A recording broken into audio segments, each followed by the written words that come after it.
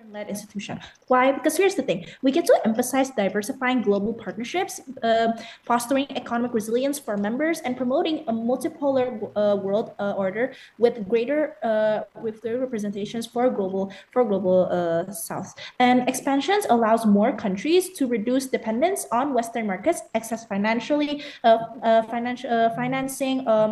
for infrastructure through initiatives like the New Development Bank, and collectively advocate for reforms in global governance institutions like the UN or even the IMF. This strategy positions BRICS as a bloc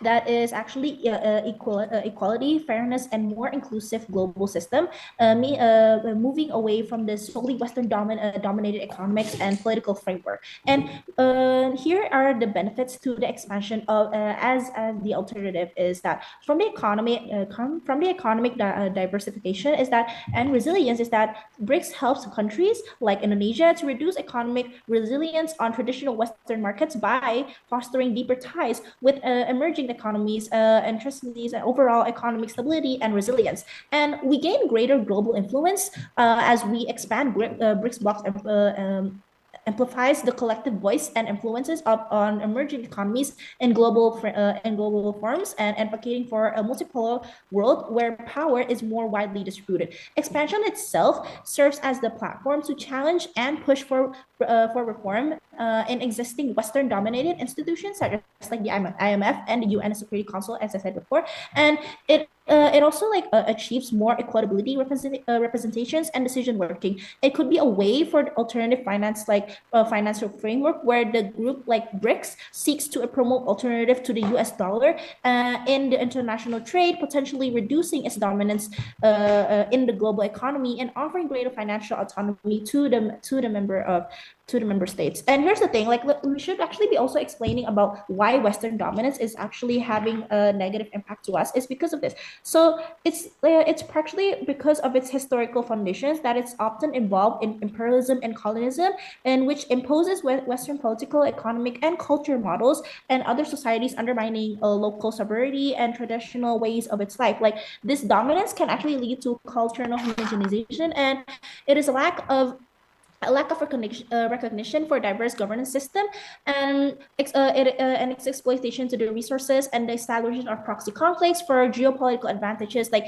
critics argue that the universal expectation for Western ideals ignores the unique regional histories and culture. Like these things, like itself, like because of the imperialism and colonialism, like it involves the forceful imposition of like European culture, like governance, or even economic systems on other regions that is leading to suppressions of local cultural sovereignty. Like as I said before, like Western dominance itself could be like happening for geopolitical and economic consequences. Like it could involve proxy conflicts, it could involve in unequal power dynamics, or even exploitations. Why? Because like the Western dominance enabled the exploitations of resources and labor in colonized territories to benefit European power. So like in Western, like they have like this significant connection and like work together with like a European power as well. Like and here's the thing, like it could be like an emerging global shift to like rise of multipolar world, where like the current global landscape is shifting away from Western centric control with the rise of the major powers like China and India, and like creating a more multipolar world. And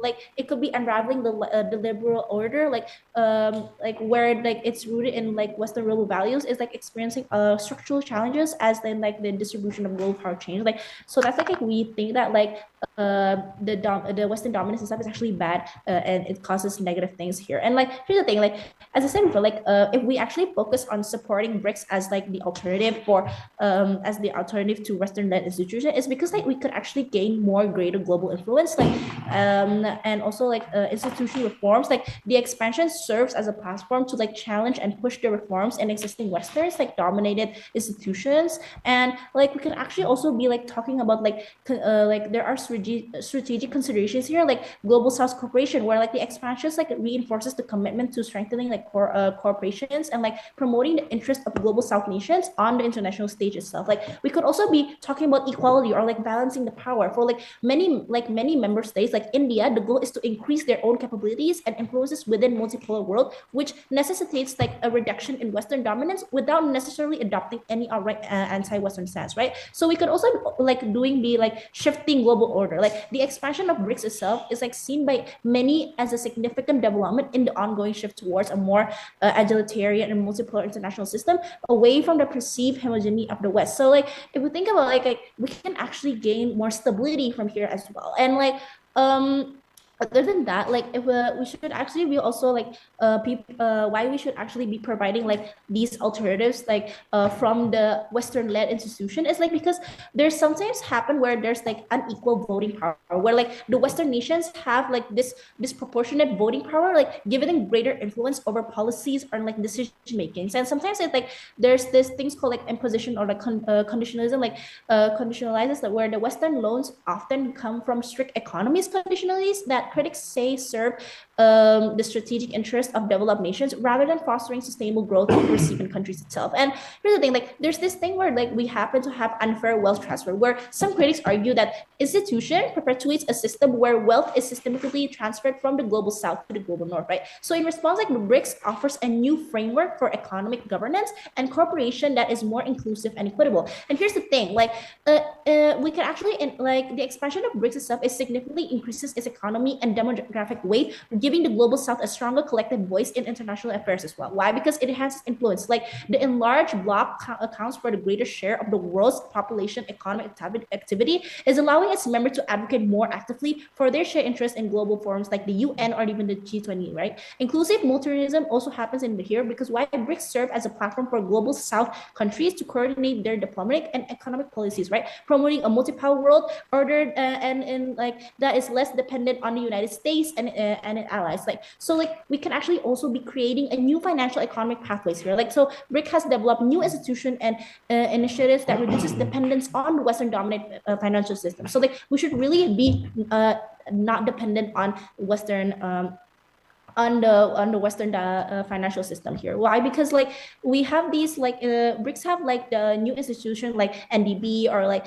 CRA like contingent reserve arrangement, or even like reduce a reliance on the US dollar. While like if we reduce the reliance on the US dollar, the expansion drives efforts forward to de-dollarization by encouraging trade in local currencies and exploring alternative payment mechanism, which helps protect member states from the US sanctions and financial leverage.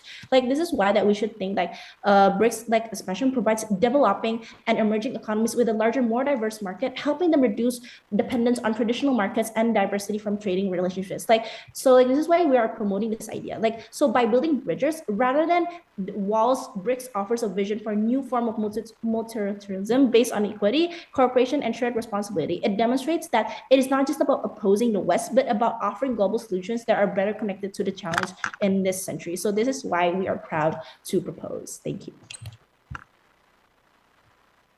And thank you to the Prime Minister for the speech. Before we continue, several reminders for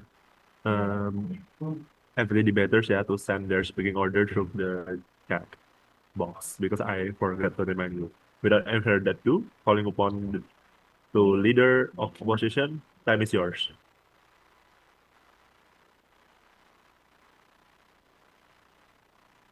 Okay, hold on for a second.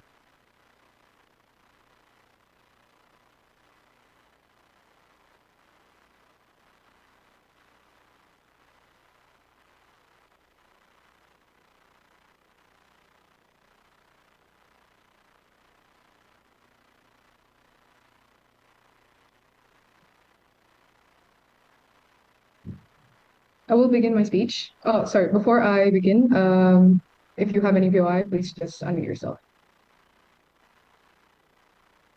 I will begin my speech in 3, 2, 1.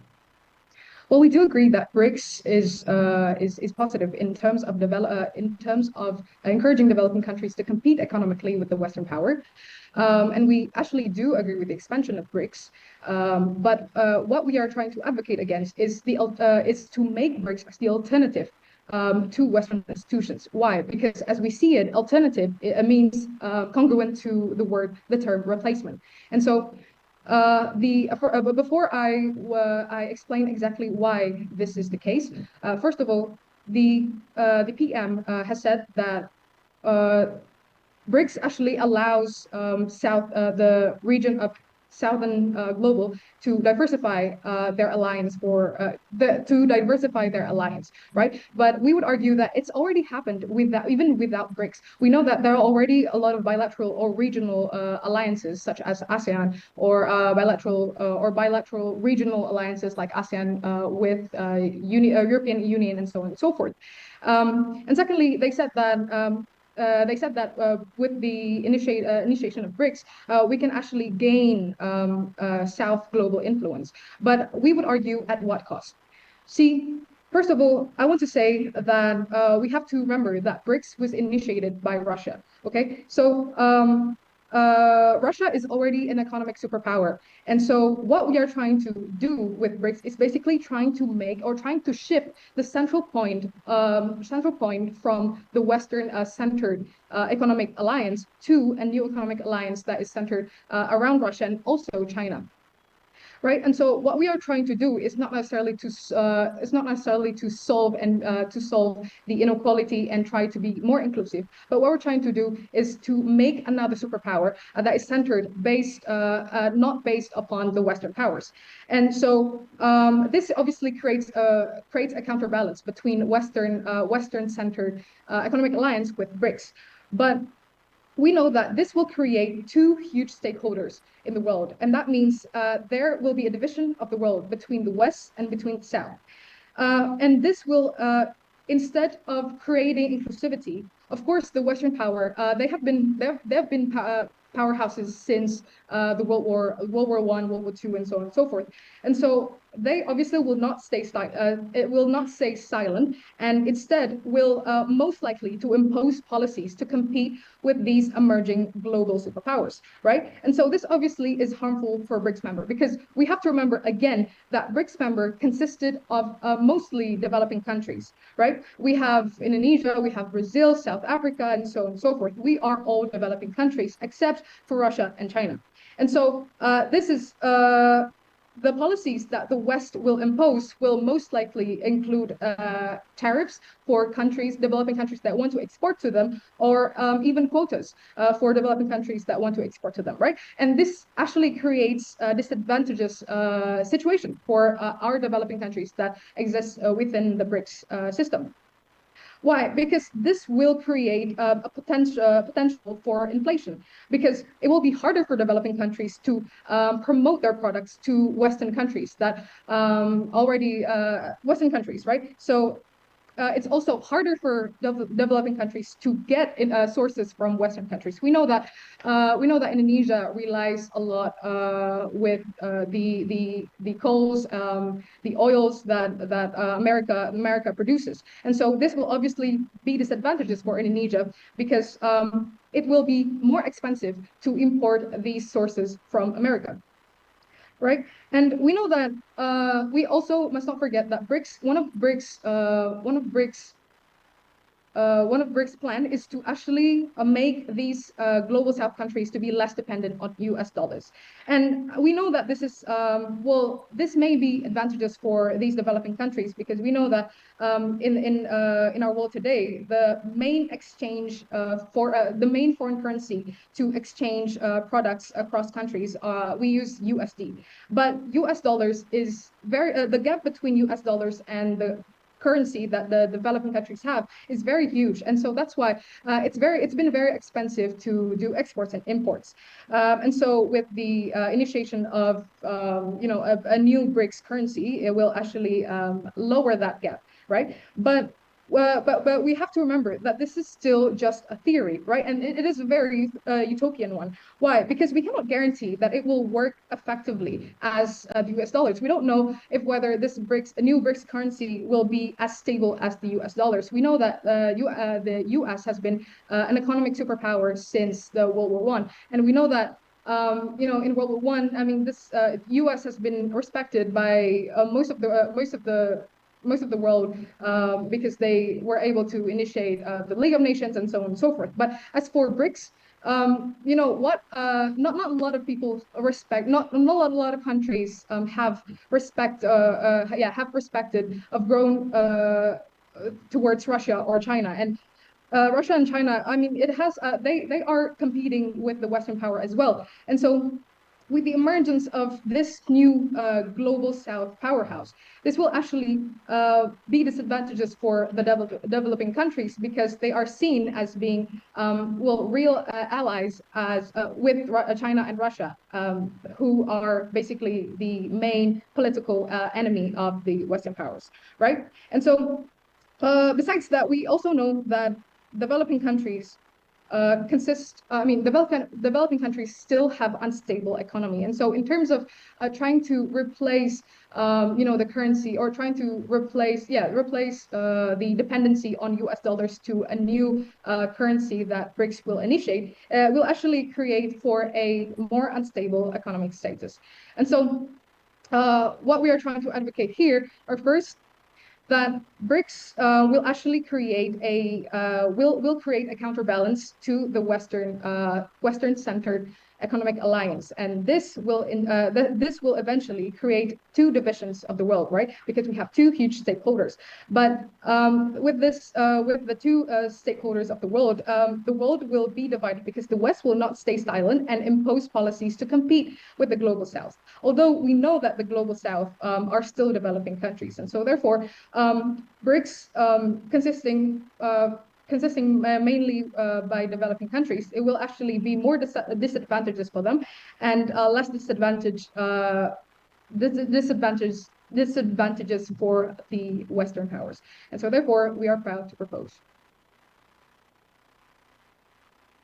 Thank you to the I thank you to the leader of opposition for the speech. Now, to respond the case from opposition, I call upon the Deputy Prime Minister here. Okay, can I confirm if I'm both visible and audible? You are echoing. Oh, sorry. What about now? I think it's good. Yeah. Okay. I'll be taking POIs verbally because I won't be looking to chat, starting my speech in 3, 2, 1. The reason why Donald Trump was able to execute his personal whims and wishes of imposing tariffs to developing countries like Indonesia, India, etc., it was literally due to the massive dependency on these Western institutions or to the United States. The over-reliance on these Bretton Woods institutions like the IMF only makes the West have far more superiority, less of checks and balances on them, where they're able to exploit the other countries even more. Look, this isn't an isolated example. US dollar dominance is literally allowing and excusing all the irresponsibilities they have because literally they're in control of everything from the sales of oil exchange in USD, right? This is the real context we're debating and judge. You lose sovereignty of the country and ultimately the people. We can't stand for a modern 21st century colonialism hidden under the guise of democracy. 3 things I will do in this speech today. Firstly, contextualize this debate even further. Secondly, several points of clashes. And thirdly, my new argument on de-dollarization and how we're able to actually push for more innovation through granting these developing countries more autonomy. I think this directly clashes with their whole entire argument on their first about developing countries, right? Let's just give several pieces of context to further crystallize the debate.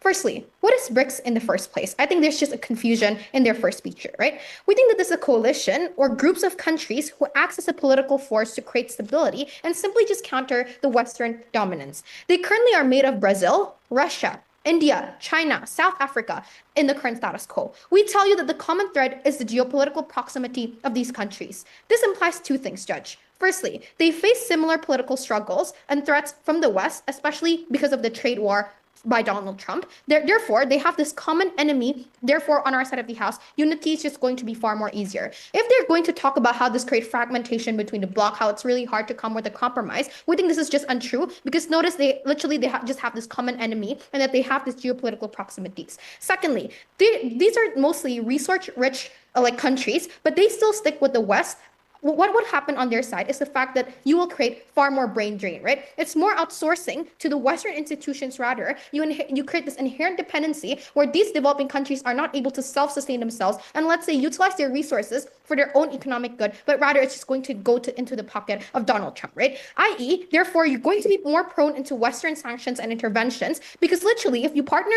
with these types of like Western institutions, they could literally make your country a pariah, right? Like look at Russia, for example. They're literally like it's literally going to be economically detrimental for the country itself. I want to crucially note that therefore partnering with Western institutions requires these countries to comply with the many strings attached to them, in the sense that there are a lot of requirements and strings only used to advance the US political agenda. Look at how IMF just literally gives small funds and not everything is used to improve the country. You can take a look at how, for example, IMF literally helped Jamaica, but what was the impact to Jamaica was literally they were in further debt. They were literally broke in the end of the day. But notice the comparative here is therefore BRICS gives more money to things like infrastructure. It's much more targeted and much more objective, not only benefiting the US political agenda.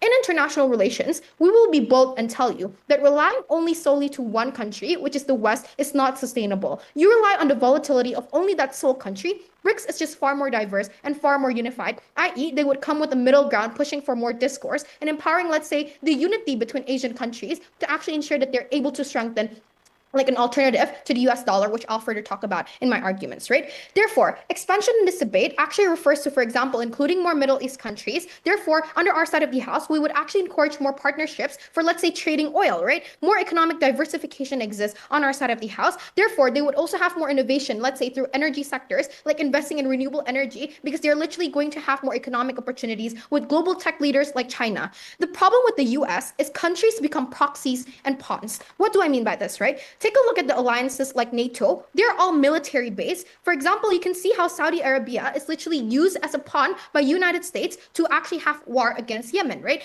Because US actually backed Saudi Arabia with these types of weapons instead of actually providing true development or like funds for economic development. Therefore, what is our alternative in this debate? We think it's really simple. We're able to grant more independence instead of being pawns for the United States. Why is this the case? We have the Belt and Road Initiative from China panels. It's better for developing countries in the first place because it's much more grounded in things like infrastructure. It's going to be much more in line with what, let's say, Indonesia, a developing country, really needs to actually build those infrastructures to actually use the vision and mission of the Belt and Road Initiative from China. We think that all their ideas about developing countries literally falls down. We have proven to you why Belt and Road Initiative is literally far better for developing countries. Moving on to several points of clashes then. On top of this, I want to really note, Judge, how they're really contradicting their own stance.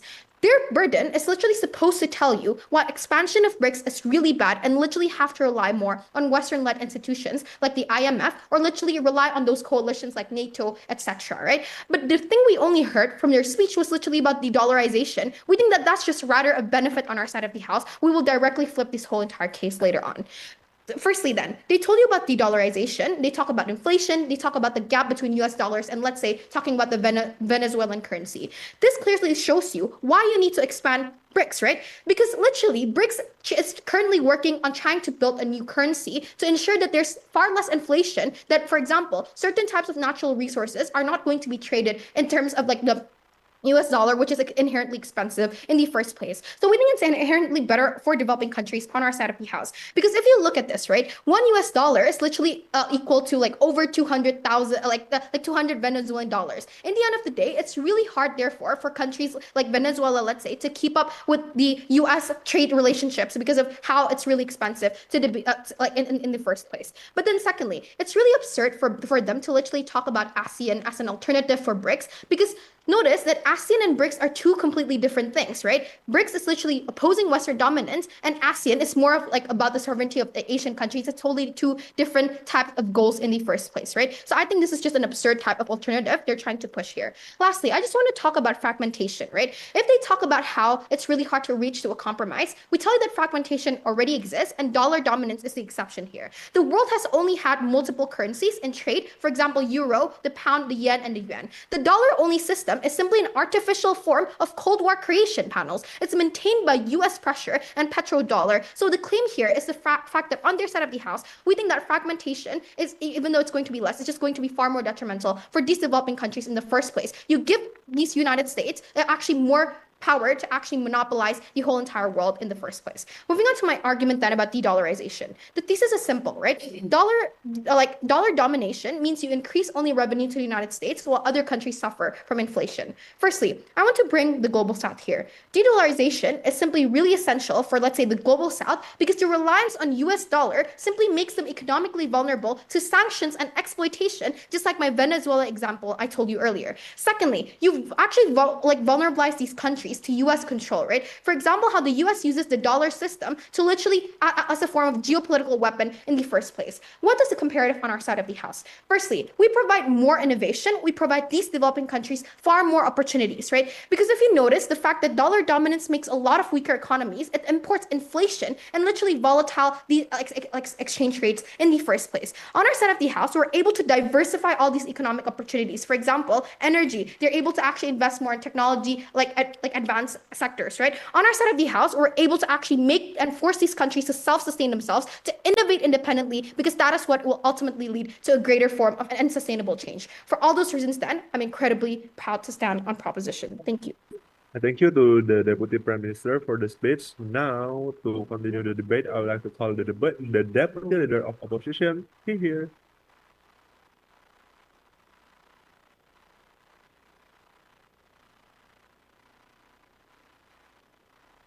Okay, let's. I'm just gonna set the timer.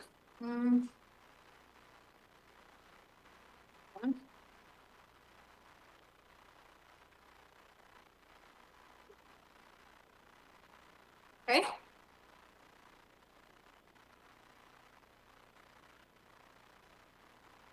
Right. If there's an POI, please do unmute because I will not check the chats.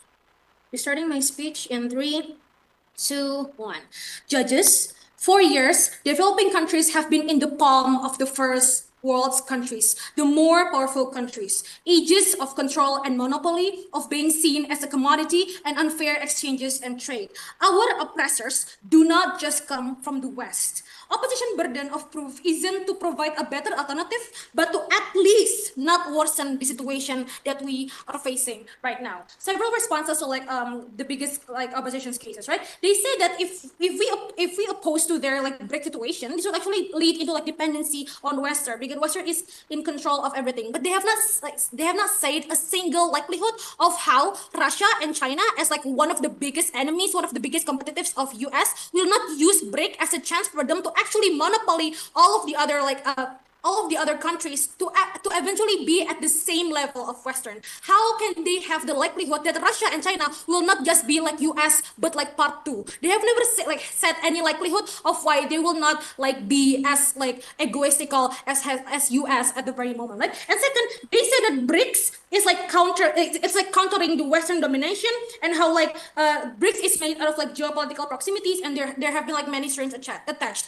I just feel this is just not true inherently, because BRICS is not not all of the countries in BRICS is geopolitically approximated, because we know there are Brazil, which is in South America, there's South Africa, and then there's literally Indonesia in the Southeast Asia. There is literally Saudi Arabia, in which the oil industry of Saudi Arabia is still very connected to the US itself. So let's just say even BRIC itself is connected to the Western, and how when they say that ASEAN is not a good argument, I would just say that ASEAN is literally the response of your first speaker saying that we don't have any economic diversity. We say that we already have enough, and now at the very moment our burden is to actually not worsen the status quo. Then several extensions then. First, the characterization of this motion is mostly dependent on the urgency of the current status quo and the global economic situation. No, thank you. Meaning, government cannot be using points that include idealistic assumptions of things that have not even been proven yet inside of the status quo. For example, the use of BRICS currency and their hypothetical saying that BRICS will still be better than Western led because it has never been proven yet. And there is a literal incentive of developing countries to have crush issues, right? Because for years they have been manipulated by the stronger power. And then second, Western is not just going to be conquered by itself, because there will never be any freedom from Western, which we'll explain later in our argument. And also the reason why we're still dependent on Western or external help, because we don't have broader agency and liberty and economy itself. And again, this will later be explained. And second of all, all, BRICS isn't free from powerful and monetary or like capitalistic leaders. We know Russia and China is a part of it, and like what's the characterization in here is that they will still have higher incentive for more dominant countries will use BRICS to compete with US. We know there's no thank you. Xi Jinping and like Putin also has their own priorities in how to actually be a part side by US. And then second of all, the main objective might not be helping other countries, but might not actually to replace the power itself. And then the third of all is how like how does expansion here looks like? Is that BRICS and Western-led institutions are gonna work interchangeably, like they're just like coexist one by one. But like this will not work well because if like BRICS is expanding, it will actually make BRICS have bigger authority, and this will create two powerful institutions. They will create two powerful beings that will compete with each other, and again, the most vulnerable actor will be the developing countries. And then what's gonna happen? First, expansion on the surface, meaning that BRICS is gradually taking over attention from Western. And second, if on like opposition side of the house, this expansion keeps on going, meaning that expansion is further happening to an extent, it can actually replace Western-led institution. And if this happens, Western knows that another institution is replacing them. They will have an incentive to maintain their influence in the end of the day, right? Meaning that like US will just not like just stay silent. And four, the most vulnerable actors are the people of developing countries, and we're just very proud of the like oppose, right? And then first then, we're going to talk about inequality and how this is just not a good, this is just not a good solution, and how at the very least we're just like staying on like the status quo, right? Panels, we want to promote the fairest trade and economic stability, especially for developing countries, to thrive and chase development as soon as possible. We cannot just rely on hypothetical situations because we know we have trust issues. We've been manipulating for hours. We've been manipulated for decades, and we've been colonized by a lot of like huge countries in which, right? Yes, please.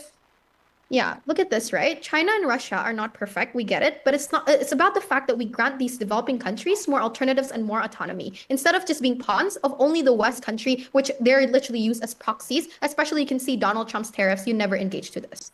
Again, in the end of the day, this is still net zero, because what's going to happen is that it's not going to be a diverse help, but it's going to be a diverse competition. It's just going to be a diverse oppressor. Okay, there will be two oppressors, not two helpers. And then going to our argument on inequality, how is this not a good solution, right? Panels, in which, like, if we expand BRICS as an alternative, it will make it harder for developing countries to be independent, and will like break free from like the manipulative, powerful countries on like chain, just like what we said in the first place, right?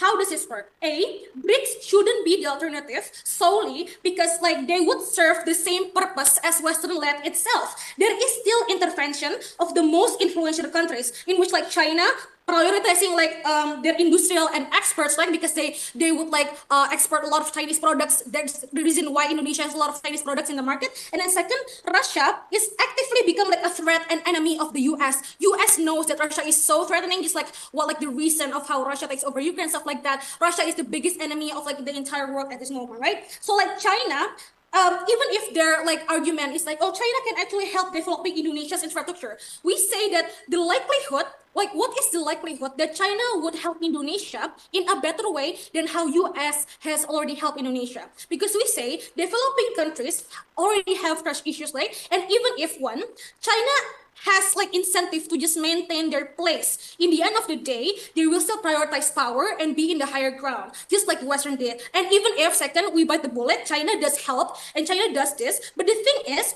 there will still be like a trade-off. They will not help Indonesia, or like they will not help other countries solely because we're in the same institution, solely because we're in one BRICS. No, they will still do this because why? They'll probably say that, okay, I will help you build your infrastructure, but you will have to like have this like contract to me so that you export a lot of Chinese products. And why is this harmful? Because in the end of the day, this will be very harmful for like local products and like this independency of like these people in the first place. It will harm the autonomy in many countries, especially like the developing countries that in the end of the day doesn't have a power to fall back on. They don't have any cushion to fall back on. And if they're in the end of the day is being manipulated by all of these powerful countries, the most likelihood of it is either that country is just facing like a monetary crisis, just like in '98, or in the end of the day, they're just not gonna like survive in like the global world, right?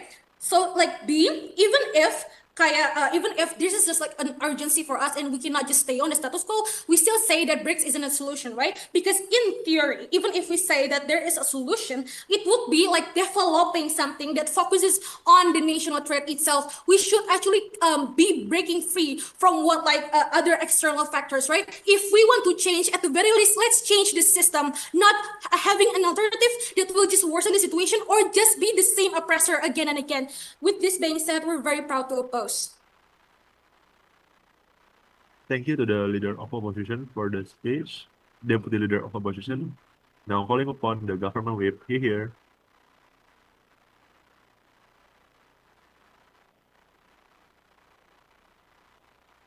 Am I visible and audible? Okay. Mati. Ya udah. Okay. Speech is starting in 3, 2, 1. Panels, the reason why countries like Jamaica and Nigeria has one of the worst income safety net is because of the IMF and NATO. We all understand that the main contention in this debate is that as a developing country, no one is your friend, albeit whether it's BRICS or America and all of these bad actors. So that is why under side proposition, these countries will rely on BRICS first, and then this leads to greater self-sustenance, in which our first speaker and second speaker has completely told you, in which they actually refuted, and this is why we actually win as side proposition. Now, before moving on to my first clash on which side better caters to the interests of these like individual states and countries that function within BRICS, and second clash on which side provides greater development for a net benefit, some clarification and strategic mistakes to finally pave the way for this debate. First, on a clarification, our stance here has been crystal clear from the very beginning since our first speaker. We tell you that we support the expansion of BRICS as an alternative to Western-led institutions because we tell you that this actually creates a common goal for everyone. Now, how does this manifest? Two things. A, we tell that this creates new trading zones where it incentivizes innovation and self-sustenance for these countries. Now, the reason why under their side you won't get any sense of innovation and they won't like in the current status quo is because these countries are playing it too safe. The moment they succumb to these Western-led institutions, they're not going to lead to anything such as de-dollarization or oftentimes greater innovation. We support that through the active investment of China, for example, how they're investing in Africa and also in Indonesia with like the Whoosh project. But moreover, we tell you that under their side, the kind of money they will get is just subsidies that oftentimes just translate into corruption. We tell that under our side, they have to prove something, that their infrastructure projects actually become successful. But also thirdly, we tell you that the reason why these countries are interested in joining BRICS is because they have a common idea. They're all like developing countries, Russia, China, and even ranging to smaller actors, for example, like South Africa and all of these whatnots. But also note that they also have a common enemy, which is America, who oftentimes uses these countries as proxies to enforce one of the worst human rights abuses in history, and we tell you that this is what they have to defend. So so I'll be taking that POI. Not all of the members of BRICS is a developing country, in which China is not a developing country, Saudi Arabia is not a developing country. Note that that very information is wrong because we tell you that China is considered a developing country, but it's a middle to high income country. Now moving on to like the strategic mistakes that have costed side opposition this debate. Now note that opposition's house stance and overreach into our case, it's simply absurd. We tell you that they have to defend the true nature of these Western-led institutions, in which we have proven to you that their main idea is to maintain hegemony, in which they're always going to exploit these smaller countries. So we tell you that it's simply comparative into which side is much better for these countries. But also we tell you that the metrics in this debate is about which side ensures all individual states can thrive within their own pace without foreign intervention. We tell that we facilitate that greater form of innovation. So we tell that from this this time on, they cannot create any new model or any restructuring within their case. But also note that since opposition didn't build a sufficient case and relied on one-liners on how these countries are simply bad, let's be charitable and engage with their case and why it's not enough. Two things. A, note that their lack of mechanization of what BRICS is what BRICS is incoherent would look like is weak, and we tell you that there was lack of explanation. So this shows that the lack of impact means that their argument never proved a point. But also secondly, we tell you that the idea of a non-binding agreement is not a flaw. It's an asset where it gives states flexibility to engage without a sense of sanctions or a threatening. This is the reason why China is able to dominate in terms of soft culture. So done with my strategic mistakes and clarifications, now moving on to my first clash as to which side better suits the interests of these individual states and nations. Now, moving on to our first case on how side opposition told you that under our side, BRICS is simply incohesive and would lead to long-term issues such as fragmentation. Now, opposition told you that these countries fight over different issues, but we tell you that this is simply untrue. Now, why is this? Three things. A, we tell you that the harm is completely symmetrical. So what do I mean by this? This is to say that like institutions like i.e. NATO or IMF also have internal problems. For example, the British Brexit or even like internal problems like Turkey versus Germany. So we tell you that it's simply symmetrical, and we tell that under our side, we actually have a common goal in which they're able to build bridges or gaps. Now, under their side, their idea of coherence is oftentimes an illusion under the guise of liberal values in which they use it to oppress smaller countries. But also note that under our side, it doesn't need ideological alignment in the first place. We tell that under our side, we just have to prove how we're going to counterbalance Western domination, and in that ensure like greater forms of innovation as a whole. So we tell you that through further analysis, there's two layers that I can propose.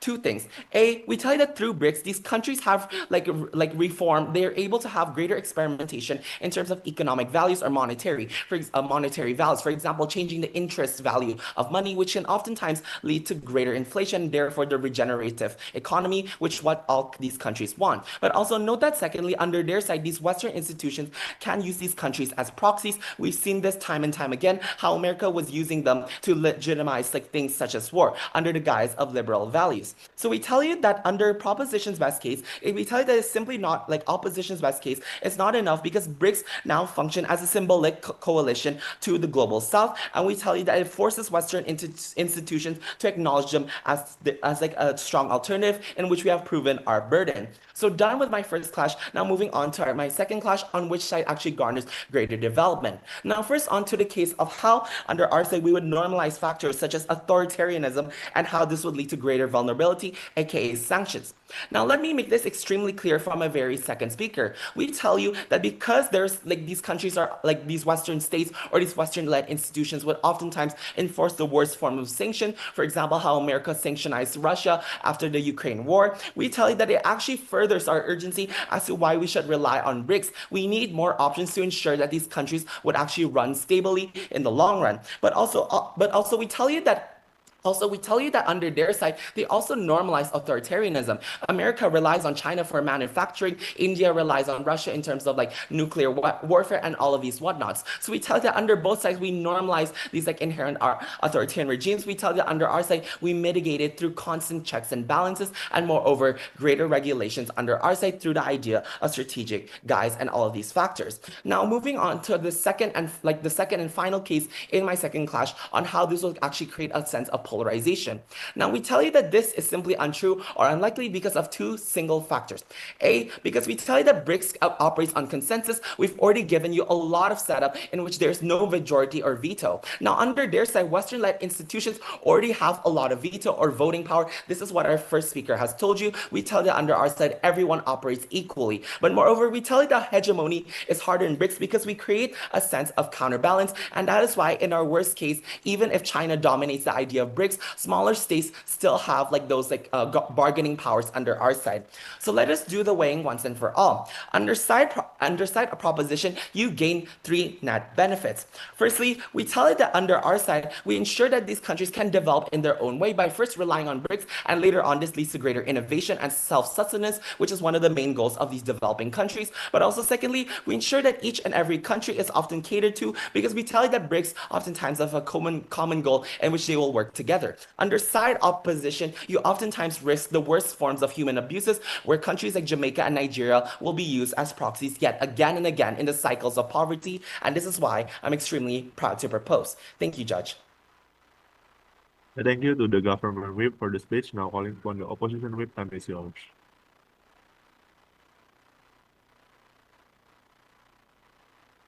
SS. Starting speech.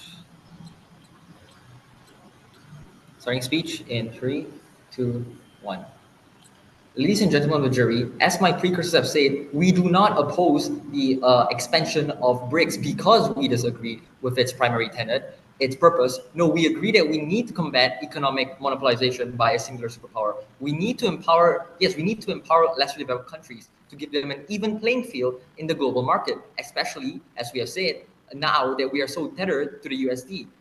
Exactly, we need a relative decentralization. What we as opposition are saying is BRICS execution is morally questionable at best and outright malevolent at worst. In essence, what BRICS is, as my partners have stressed, all BRICS is doing is passing the buck, shifting the problem to another superpower. Yes, we lament the status quo, but what proposition is advocating for is a change that will, instead of bettering it, worsen it. Precisely, the fact that Russia and China are behind BRICS is questionable. These are very much more powerful countries. These are very much more powerful countries than the other ones inside BRICS. They have far greater and more outreaching capabilities than other lesser developed countries. And while they might say that their purpose of effectuating BRICS is to strive for equality, what's to stop them, similar to US, from using their greater power to take advantage of the situation? How can we prevent internal injustice? Now, I asked how we can prevent internal conspiracy. Now, let me posit this. Wouldn't a fair system be, as said by my teammates, a conglomerate made by the lesser developed countries for the lesser developed countries with equal power? This will definitely be better, as it means that no one nation in the agglomerate holds greater power, as I've said, than the other, and no nation holds capabilities to usurp control and subjugate the alliance. But even this is understandably not perfect. As we have said, we do not have a perfect solution. Yet in Proposition 12, their solution of BRICS is flawed, as internal conspiracy is very likely to occur. And if it does occur, what different is that from the status quo of having the United States be the monopoly? Opposition would like to argue that the US holds disproportionate power, either voting or monetary. And they say that BRICS introduces a new framework that promotes equality because in this framework, it introduces a new currency system, yes? Look, note that your burden of proof here as opposition is to prove why BRICS is so bad that it shouldn't be an alternative. Please clarify your stance once and for all.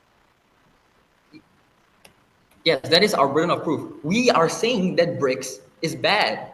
That's what we've been saying. We're saying that that the status quo is bad, but BRICS, if not equally bad, will in fact worsen it. What opposition is saying is that by introducing a new currency, we would ameliorate the situation. But the current situation is that we are so tethered with U.S. economy, but doing so in a way where, so the main problem of the current world is that the United States system was trying also to ameliorate the situation of economic monopolization. Originally, these Western-tailored institutions were done so in a way that tried to provide an equal footing for all countries, but they did so in a way where a central monolith or a central nucleation point was present. And this had the potential to give rise to said monolith taking a chokehold of the situation. And this is exactly what happened with Western-led institutions. But how is BRICS any different? Here too, do central nucleus of power exist in the form of China and Russia. So how will this time, this solution avert the same fate? How would Russia and China not use the lesser developed countries, the lesser advantaged countries, in their own words, as proxies under the guise of a false pretense?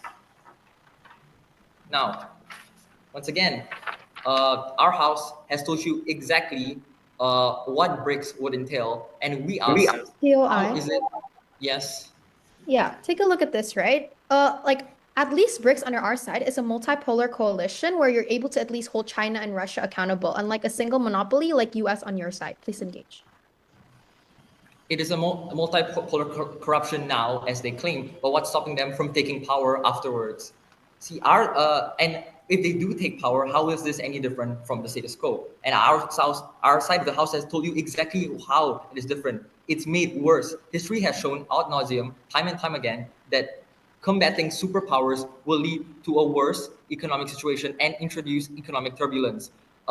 Their side of the proposition themselves has shown that has cited the example of what happened with US with tariffs being imposed when the United States feels threatened and when their dominance is challenged. How then would this economic turbulence affecting LDCs not result in the same exact situation? And if such turbulence were to happen, how would LDCs be affected? I'll tell you how it exactly is affected, because my house has reiterated that tariffs could be imposed, which will lead to these countries struggling to afford basic necessities. Furthermore, oil prices may rise due to a deflated supply from lessened exports and imports, and once again, inflation, as my predecessors have said. Now, proposition would like to attack the fact that we support Western dominance when time and time again we're saying that status quo is not perfect, supporting the fact, but instead they support the fact that BRICS offers a new type of currency to allegedly ameliorate the situation. But what this conjecture is something that is yet to be proven. In fact, what they have failed to prove is how exactly adding a new currency would fix the situation and not add more economic noise and divide the already tenuous and volatile economic situation present in lesser developed countries. In fact, proposition would like to say that BRICS primary impetus, as they have said, is to fight against and attack Western dominance. Fight and attack. These are very antagonistic and combative words. If this is the primary motive of BRICS, as they claim, then how could the US inevitably not feel threatened? And if they feel threatened, as I've said before, how would they not combat this? Once again, what we are suggesting is that this wouldn't happen if instead we choose a more peaceful coalition, a more politically neutral agglomeration of lesser developed countries for lesser developed countries by the lesser developed countries of equal power regime, so that no one can take control and usurp power over the other. Jury, we know, and as I've said, we have repeatedly demonstrated our awareness and regret of the inefficacies of the status quo. But what proposition is proposing is not a world that would fix these problems, but only make it worse. Why? Because they failed to prove how they will prevent history from repeating itself. Vehemently, we oppose. Thank you to the opposition whip for the speech. Now, to close the case from opposition, I call upon the opposition reply. Time is yours.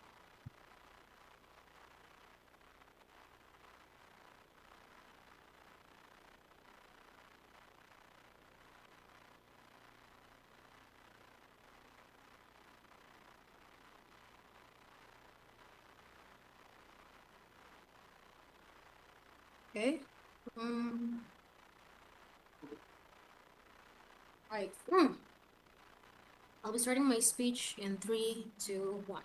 Some developing countries are more developed, richer, and upper middle class, and some of them are on the brink of crisis. Though they have the same name and status, but in the end of the day, inherently, they still have the same, they still have different urgencies and status quo. Living in developing countries feel like you're living in a narrow chamber that's surrounded by traps created by foreign power. Traps that look like they're sugar-coated, but in the end of the day, it's going to be the same ending. Panels, through every uncertainty that there is, we believe that it's better to not risk any disintegration by trusting another power that doesn't inherently have the same objective as more unfortunate ones. Government main problem is how they trust the idea of new hope so much that they forgot how vulnerable developing countries are of the slightest radical change held by powerful stakeholders. And if one thing happens, there is just less likelihood that these developing countries have a cushion to fall back on. So main clashes upon this debate, right? So first of all, opposition says that BRICS serve polarization and diversity. Government has mentioned, like from the first speaker, how we already have like a lot of like bilateral economic and like exchanges, organization through many countries that are in the same geopolitical conditions. And even if it's not inherently the same, it still serves the same function, which is empowerment from the inside, and how it deserves reverse something that's called how developing countries have the stigma that they can work by themselves. And second, opposition says that we need to support the de-dollarization and how this doesn't happen outside the house. We say that it is not that easy, and they haven't really mentioned any like mechanization of how, if like BRICS currency even exists in the first place, how would US dollars like suddenly just not be powerful, right? So like there is just more likelihood of like further monopoly that leads into competition or even inflation, because we know if something changes in the slightest bit in the short-term period, it will be so effective. It will be so affecting this developing country that they don't really have any like time to recover from what's happening. And then third of all, opposition says that like BRICS will work because they have the same objectives. We have already said that this is just a status, and inherently they have all different urgencies. Just like what our DLO say, that in the end of the day, China has like more developed like experts, industrial, and like many other have like different conditions. How Saudi Arabia is still in contact with US, and like how there's just like oil industry and stuff like that. In the end of the day, inherently, even if they have the same status, they just have like different urgencies, and how like even at the end of the day, even if Indonesia is in the same status of China, we can still see how big the gap is between our countries, and we cannot just trust it just because we're in the same like organization, right? So like on the other side of the house, I believe that like government has failed to like prove and engaged on how history will not repeat itself, knowing that probably in the first centuries, the reason why Western-led institutions even existed in the first place because people trusted them, because people thought that they would get help, right? Because like all of those Venezuela people thought they would get help. This is just the same case of how we thought that China would help us, but they don't really have any like likelihood whether or not they will not use this opportunity to just become the best and the most powerful country and exceeding the US. So the risk, they haven't really mentioned how comparatively the risk is worth it, and how in the end of the day, like this will not lead into a radical change that leads into like a global crisis for developing countries. I've never heard any mechanism on how, if this happens in a slightly like motion, in the end of the day, we still have like the power to fall back on and to actually follow the status quo. When everyone who's more powerful than us are competing, we as developing countries are on the brink of crisis and are still fighting to get food. In the end of the day, to fulfill what we need, proud to oppose. Thank you to the opposition reply for the speech. Now to close the debate, I would like to call government reply here. Okay, can I confirm if I'm visible and audible? Okay, I'll be starting my speech in 3, 2, 1. Judge, until the end of this debate, I'm really confused with opposition stance. Their first and third speaker told you how they do not oppose the expansion of BRICS, but their second speaker literally talked about how we create more global hegemonies like China or Russia, and suddenly told you that BRICS is bad. But I think this shows you one ultimate thing. They think that allying with the West only is also detrimental too, right? This is literally our stance. We can't let them strawman our case. I want to clear this debate up in this reply speech, right? We don't live in a perfect world. This means that on both sides, countries will always have that vested selfish interest. This means the United States will always continue to exploit its dollar monopoly through sanctions, through wars, and IMF austerity if they continuously have the superiority when more countries are more dependent on them. But China and Russia are not angels either. But Judge, what is then the difference or the delta in this debate? Two things. Firstly, in a US-based order on their side of the house, one entity holds the monopoly. Secondly, on our side of the house, BRICS is far more multipolar. This means that there are actually built-in checks and balances from other countries existing. So even if there's actually global like hegemony from China and Russia, we think that there's just like more checks and balances. The fact that BRICS is actually built up with diverse countries.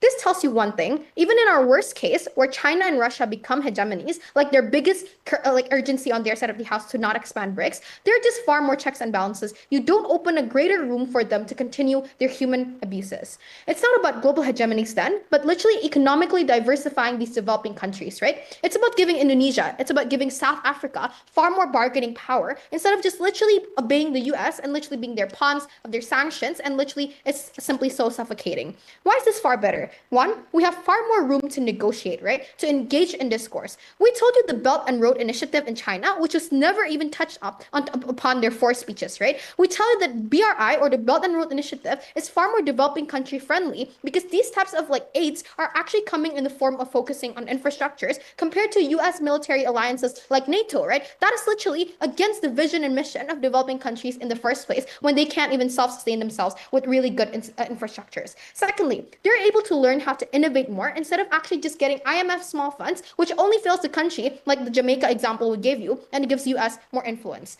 Our path to victory then is really clear. Two things. We will win this debate if we're able to prove why we ensure these countries would not be too vulnerable to Western sanctions, but two, how this is going to be far more better in the long run, especially the point on de-dollarization, which is which is actually a better alternative to cater to problems like inflation. What was their point here? Nothing of substance, right? It is not enough to shoplift the flaws of BRICS on their side.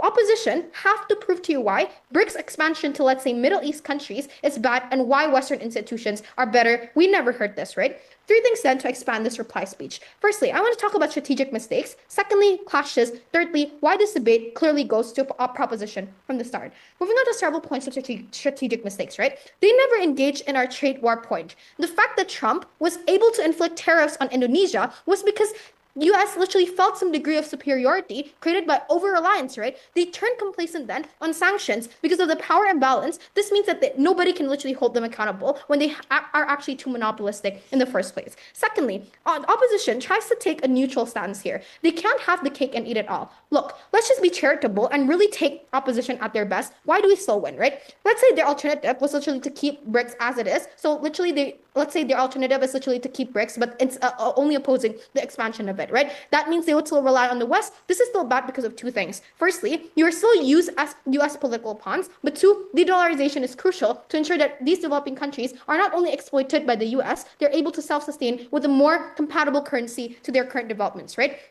Thirdly, then, on developing countries, US focuses on military because infrastructures are already good in the first place. But when we talk about China and Indonesia, they're more focused towards infrastructure. It's the same in aligning vision and mission. It's just going to be far more compatible and better. But two, they never engage to our global geopolitical proximity idea. We told you that it's far more compatible for these types of countries to form a coalition and group simply because they all face similar struggles. They all are literally neighboring countries in the first place. They confuse the term we also said in this debate. We talked about multipolarity, not simply polarization. For all those reasons then, this is clearly a prop win. Thank you. Thank you to the government reply, as well as thank you for all of the debaters here. Now, since this is an elimination round, the result will be announced after this, yeah. So, everyone will leave this video room, and best of luck for the announcement of semifinal round. Thank you from me, and bye-bye. Thank you so much for Thank you so visiting. much. Thanks, guys. Recording stopped.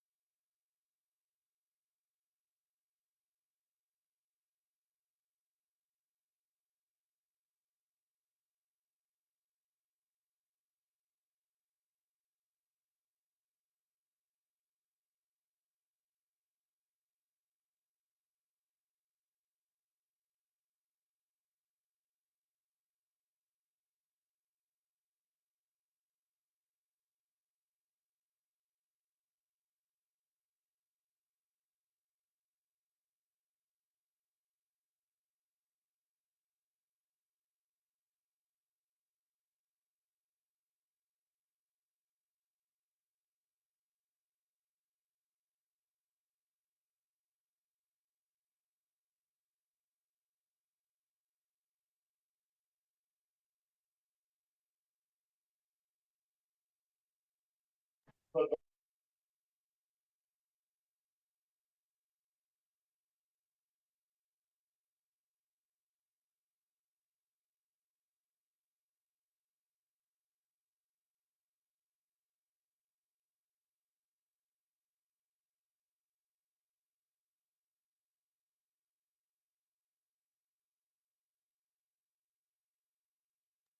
everyone.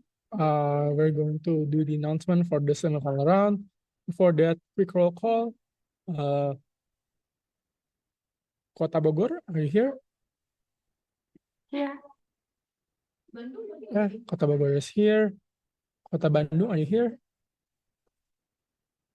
Yes. Yeah. Kota Depok, are you here? Yes. Lastly, Kabupaten Karawang.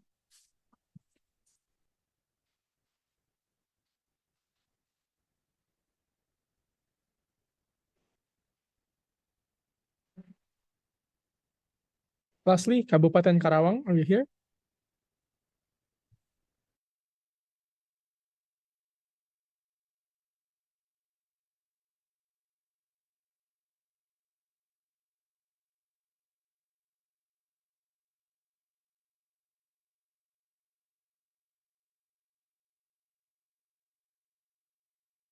Okay. One last call. Tim Kabupaten Karawang. Tim Kabupaten Karawang.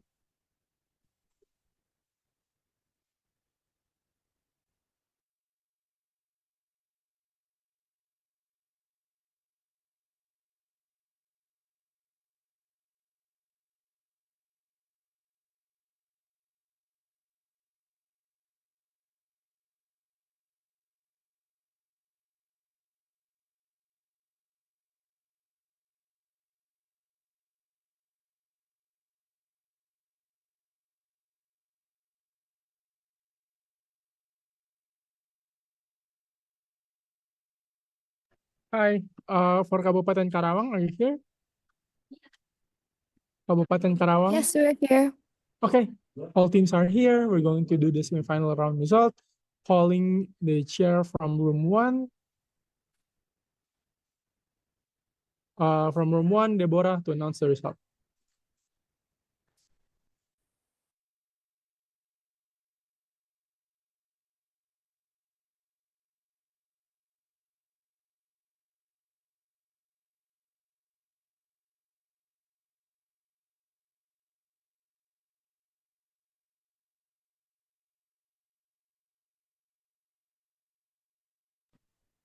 Hi everyone, I'm Deborah and I was the cap in the first semifinal room.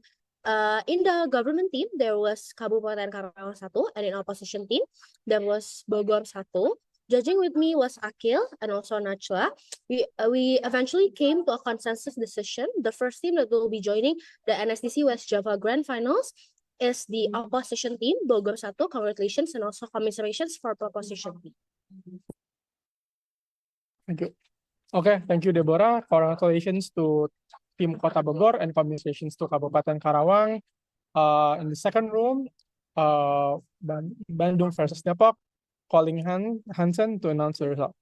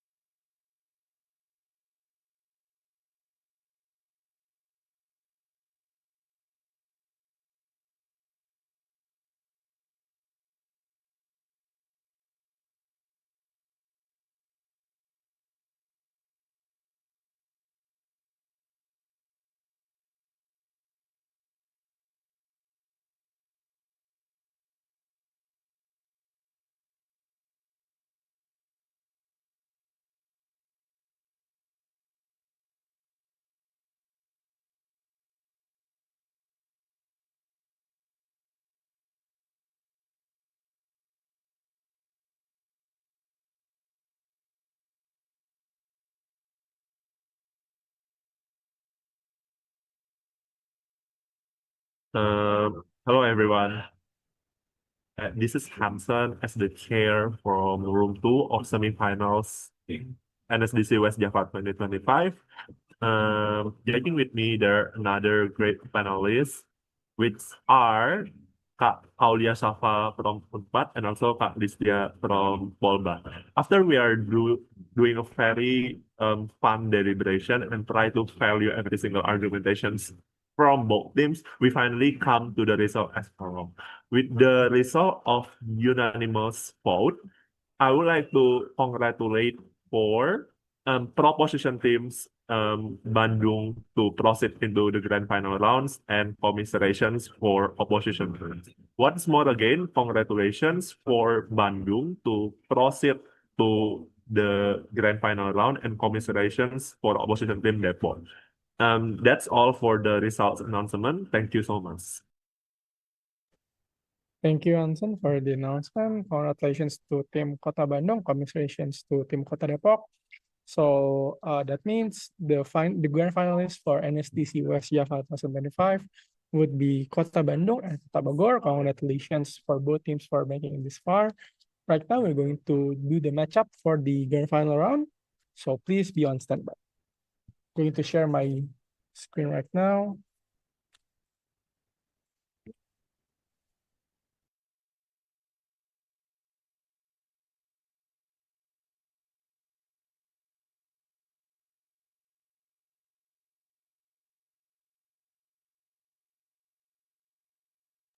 Making sure to Kota Bandung and to Kota Bogor. Is my screen visible on your end?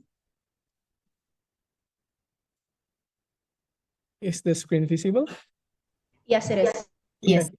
Yep. So we're going to generate the position for the grand final round. Okay. So in government, we're going to have Team Kota Bogor. In opposition, we're going to have Kota Bandung. So I repeat again, government Kota Bogor, opposition Kota Bandung. We're going to release the motion in a few minutes. So please be on standby. Thank you.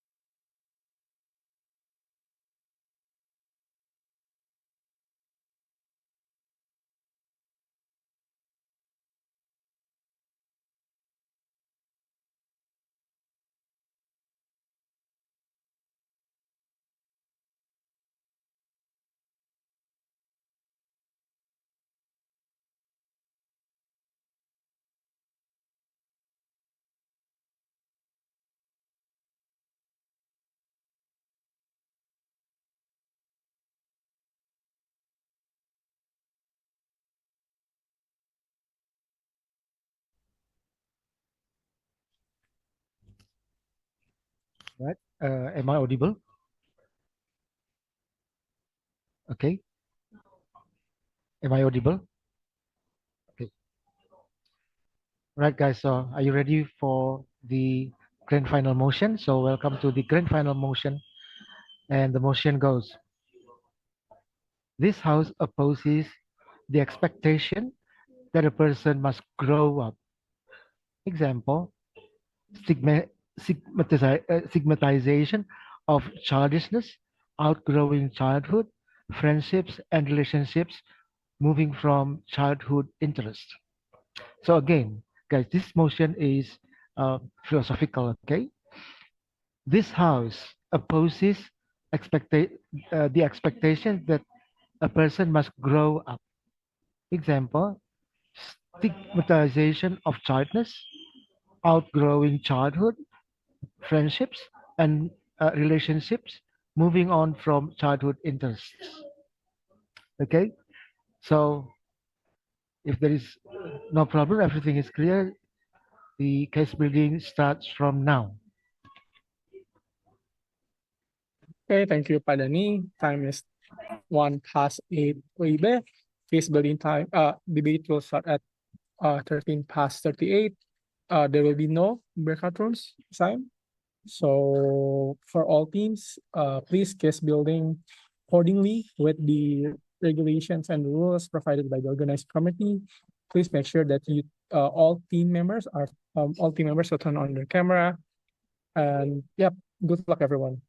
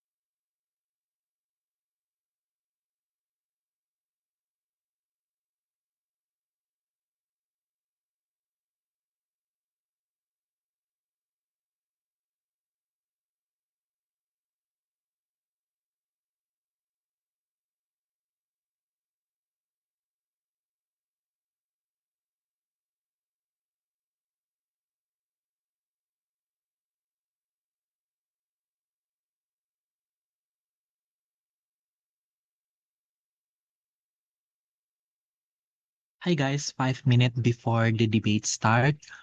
For the government team, please send your speaking order through chat box. Thank you.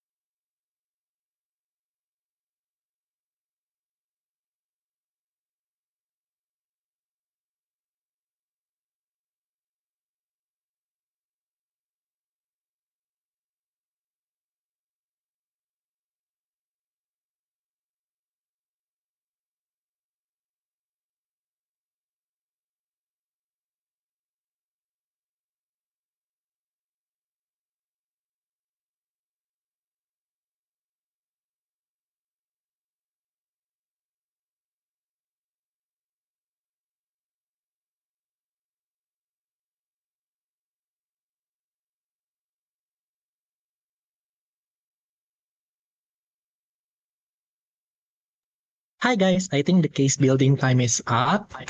First of all, I would like to congratulate every single one of you that make it to the grand final of National School Debating Championship Jawa Barat 2025. Yay!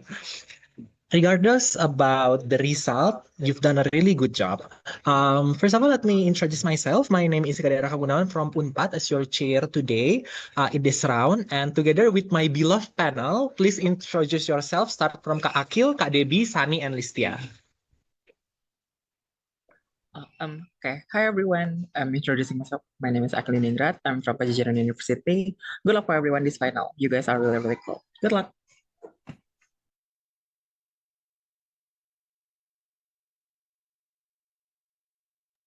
Kak Debbie.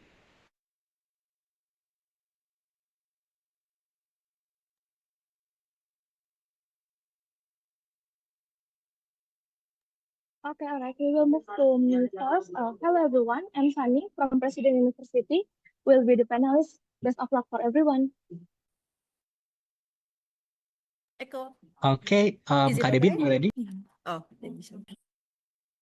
Hi, everyone. I'm Debbie, and I will be the judge or panelist for this round. Good luck. Hello everyone, I'm Listia. I'm from Politeknik Negeri Bandung. Good luck for your final round. Thank you so much for all of my panel. Okay, secondly, general housekeeping rules. Firstly, please time yourself up and be considered offer POI and accept more POI because it's already like grand final. And I believe this round will be seen by a lot of people. Please be wise from choosing like word in your speech and also state your PI preference. Without any further ado, let's start from the first speaker from the government team here.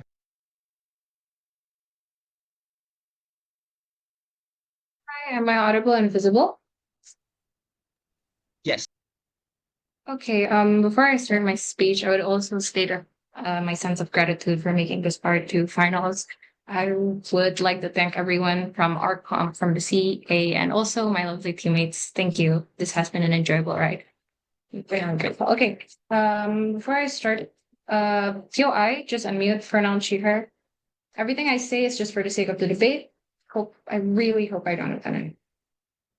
Okay, starting in 3, 2, 1. As a high school student living in this insanely capitalistic world and where society pushes an unfair burden to always let go of certain interests and friendships that I've been longing through for like a very long time, that is something that gives me a sense of form of happiness and joy. Are you willing to let that infiltrate? Are you willing to let that diminish the joy and happiness that people get from these certain childhood euphoric experiences, right? Incredibly proud to stand under side proposition. A few framing to crystallize this debate. First of all, let's talk about what does the expectation actually look like. It means that we're enforcing these harmful narratives towards maybe society. It means there's going to be an immense burden that is going to be pushed in opposition's world.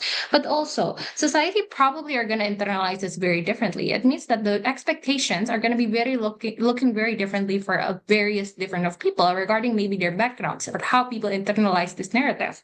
But also, what does the manifestation actually look in opposition? People are probably going to be pushed to grow up regardless of their background, family, and ethnicity. This narrative will probably look like maybe when you're a teen, you're pushed for you to grow up and maybe think much more rationally regarding of how you should lose maybe those silly interests that you have once you were a kid. But what does exactly proposition portrayal of propositions world, right? It means when we regret this certain narrative of an expectation, it means there's much more fluidity, there's much more diversity in our side of the house for people to opt into these certain mechanisms, right?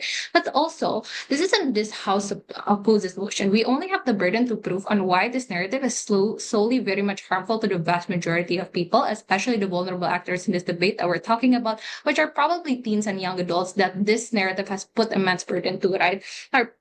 And also, let's talk about the actor analysis here. We have to acknowledge on how in status quo, there's probably underprivileged people and privileged people. These underprivileged people are the ones most affected by this narrative. They're the vulnerable actor that we should be able to cater to towards this in this debate. But also, let's talk about people with different ethnicities, people who come from like minorities, not the majority here. But also, want of preemption before I move on to my arguments, I'm going to talk about if opposition wants to come to this debate and bring how they would push more motivation in their side, two responses to this. First, it becomes very much untrue because people react on the idea that there needs to be a sense of hope for them. Because I've told you from the very start on how status quo is very much capitalistic. It's dreadful to live in a world that we are right now. Second of all, if they want to bring motivation, I'm going to flip this by saying that it already exists in order outside because there's a sense of hope. And I'm going to later on explain of why hopes is giving a sense of utility, much more utility for people to push themselves to be like better, right? Two arguments in this speech. I'm going to talk about how this coerces society in the long term. But second of all, I'm going to talk about why our side brings more utility for people in the vast majority, right? First argument then, let's talk about how this coerces society in the long term. What this enforces is that limits people agency and people bashing the idea that you want to grow up. It means that you're going to push this maybe an immense burden for like certain expectations. I've told you on how growing up narratives is very much different from a lot of people, but most likely these expectations coerce people to have like lose like maybe losing like certain like interests of like that they have since a kid. This is very much harmful. Let's frame the world that we are living in right now. Wars are everywhere. There's peer pressure, certain burden pushed onto you just because of this certain expectation of you growing up. It means that you lose every sort of like maybe like copying mechanisms that you have when you were a kid. I'm gonna posit to you on there's an overwhelming inherent trait from humans to be pessimistic. If you tell someone who is in high school to grow up in order, like maybe there's in some senses, it's also pushing an immense burden for people to grow up like very much faster. I'm saying to you that in some sense, people already have this sense of rationality. People already have this self-actualization of how they need to proceed or how their career needs to look like. Therefore, there is no certain urgency for you to prove on why there's an expectation for people to grow up, for people to have expectations regarding maybe their college or university. This just harms them in the long term. But what does this narrative entail exactly? This gives an immense burden on society, right? Let's break this down. Growing up narrative is very much different for a vast majority. And don't let opposition fool you on this narrative is very much generalized. No, this hurts people coming from certain degree of environments. If you are pushed from an environment that already pushes you to be the best, this narrative only hurts those certain people. These are people who are very much put on like but that it's very much harmful in society right now. In the impacts here is that in our side, people understand fluidity. It means that when we don't push this certain burden to them, there's no like maybe there's already coexisting like mechanisms from like maybe schools and like first from schools and like parents for you to be able to like understand it reality of life, but then we don't have to like push this immense burden of expectation for people to lose certain euphoric feelings that they've had from they were a child. It's important for us to not proliferate the harms of being an adult, because in order for you to be able to have a gooder quality of life, you need to understand that there's needs to be like not immense burden and oppression that is pushed to society right now. Second argument then, I'm gonna talk about why our side brings utility. Two layers to this. The right to self-express and the form of happiness you get in our side is very much different. Let's talk about as a form of self-expression. People have different coping mechanisms, right? The manifestation of narrative under our side is very much different, means that most likely this will manifest to be directed to young adults or maybe teenagers, for example. First layer then, let's talk about people have the right to self-express. Why? Humans are born as an individual. They are born with different hobbies, habits. The moral framework is that everyone has an absolute right. This is different from the civil right, right? An absolute right means that everyone should have the fundamental rights that is pushed to them, and this is the right to self-express. This is the right to be able to choosing on what you want to opt into life, right? No human should be able to like uphold the understanding of judgment. You proliferate the understanding of judgment in your side of the house. In opposition, you diminish and worsen the actual quality of people's life in status quo, right? But also, let's give context here to make it more clearer, right? If I still like to build Legos, if I like to watch SpongeBob, most likely I will get bashed into like opposition's world because they think that, oh, you should grow up. Why are you still liking these certain interests that you've had from a kid? You're like probably 17 years old. Why do you still like this? Okay, so before I move on to my second layer, yes, POI. Doesn't childishness simply mean you excuse people's responsibilities and actually things like accountability? Please engage. Look, if this is a childishness, we have to engage on how there's coexisting check and balances in society. Therefore, I don't think your parents would want to push childish to you, or maybe from schools or from your friends. I feel like these coexisting check and balances exist. If you have a negative trait, it means there are probably like critics from your friends or family to that, right? Also, let's talk about the second layer on how we get actually more happiness for people and how we get more utility. The premise of this layer is that there's a different type of happiness from these childhood experiences. There's a different euphoric hit. There's a different serotonin flow from your side because when you are a child, it means that you are not like you're probably concealed from probably the realities of the world. So therefore, there's maybe this certain euphoric high. There's certain euphoria that you feel from this, right? But like also, this is very much important because there's give like people like a sense of copying mechanisms when they get this, right? The form of utility or the form of happiness that you get when you were a child is very much different from like maybe getting it from when you're an adult. It means that this is much more genuine. This is much more like genuine as a child. The importance here is that it is important for people to have a coping mechanism that is very much like much more pure and is maybe in a oppositions world. If they bring like maybe people have like different coping mechanisms as an adult like different interests like maybe golfing for example, that is very much different because maybe you're afloat with like competitiveness, you're afloat with like a certain degree of doing better. What we want to acknowledge is that the differentiation between the happiness you get as a child and as an adult is very much different. Childhood interests, childhood friendships and relationships are very much more pure and under our side. People get more happiness. Proud to report.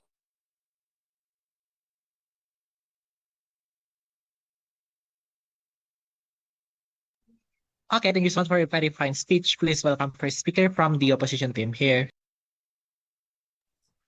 First of all, can I confirm if I'm audible and visible? Yes. Okay, thank you. First of all, I would like to say my biggest gratitude and thank you to the honorable judges and for the team for letting us be able to continue to this round. Okay, I will start my speech in 3, 2, 1. Panels, here's the thing. We believe that the expectation to grow up in the sense of abandoning childlike qualities, friendship, interests, or even etc. is actually harmful. It imposes that a narrow, rigid life trajectory and strikes individuals of joy. And it's actually like it has like a meaningful perfection. Because here's the thing. When we we reject the rigid and harmful expectations that people must grow up. The proposition kept on saying they said in the first part we're already living in a world that's already dreadful enough, right? So here's the thing. I'm gonna ask you, since we're already living in a world that's already dreadful enough, then so you're gonna let them still be childish or even still be in their childhood side, and then you're gonna actually give them a burden where because they're childish, they're not able to grow up or even be understanding rationality or be able to make choices that are which ones between good or even bad choices, and even like be able to do responsibilities that they're supposed to be doing later on in the future, right? So here's the thing.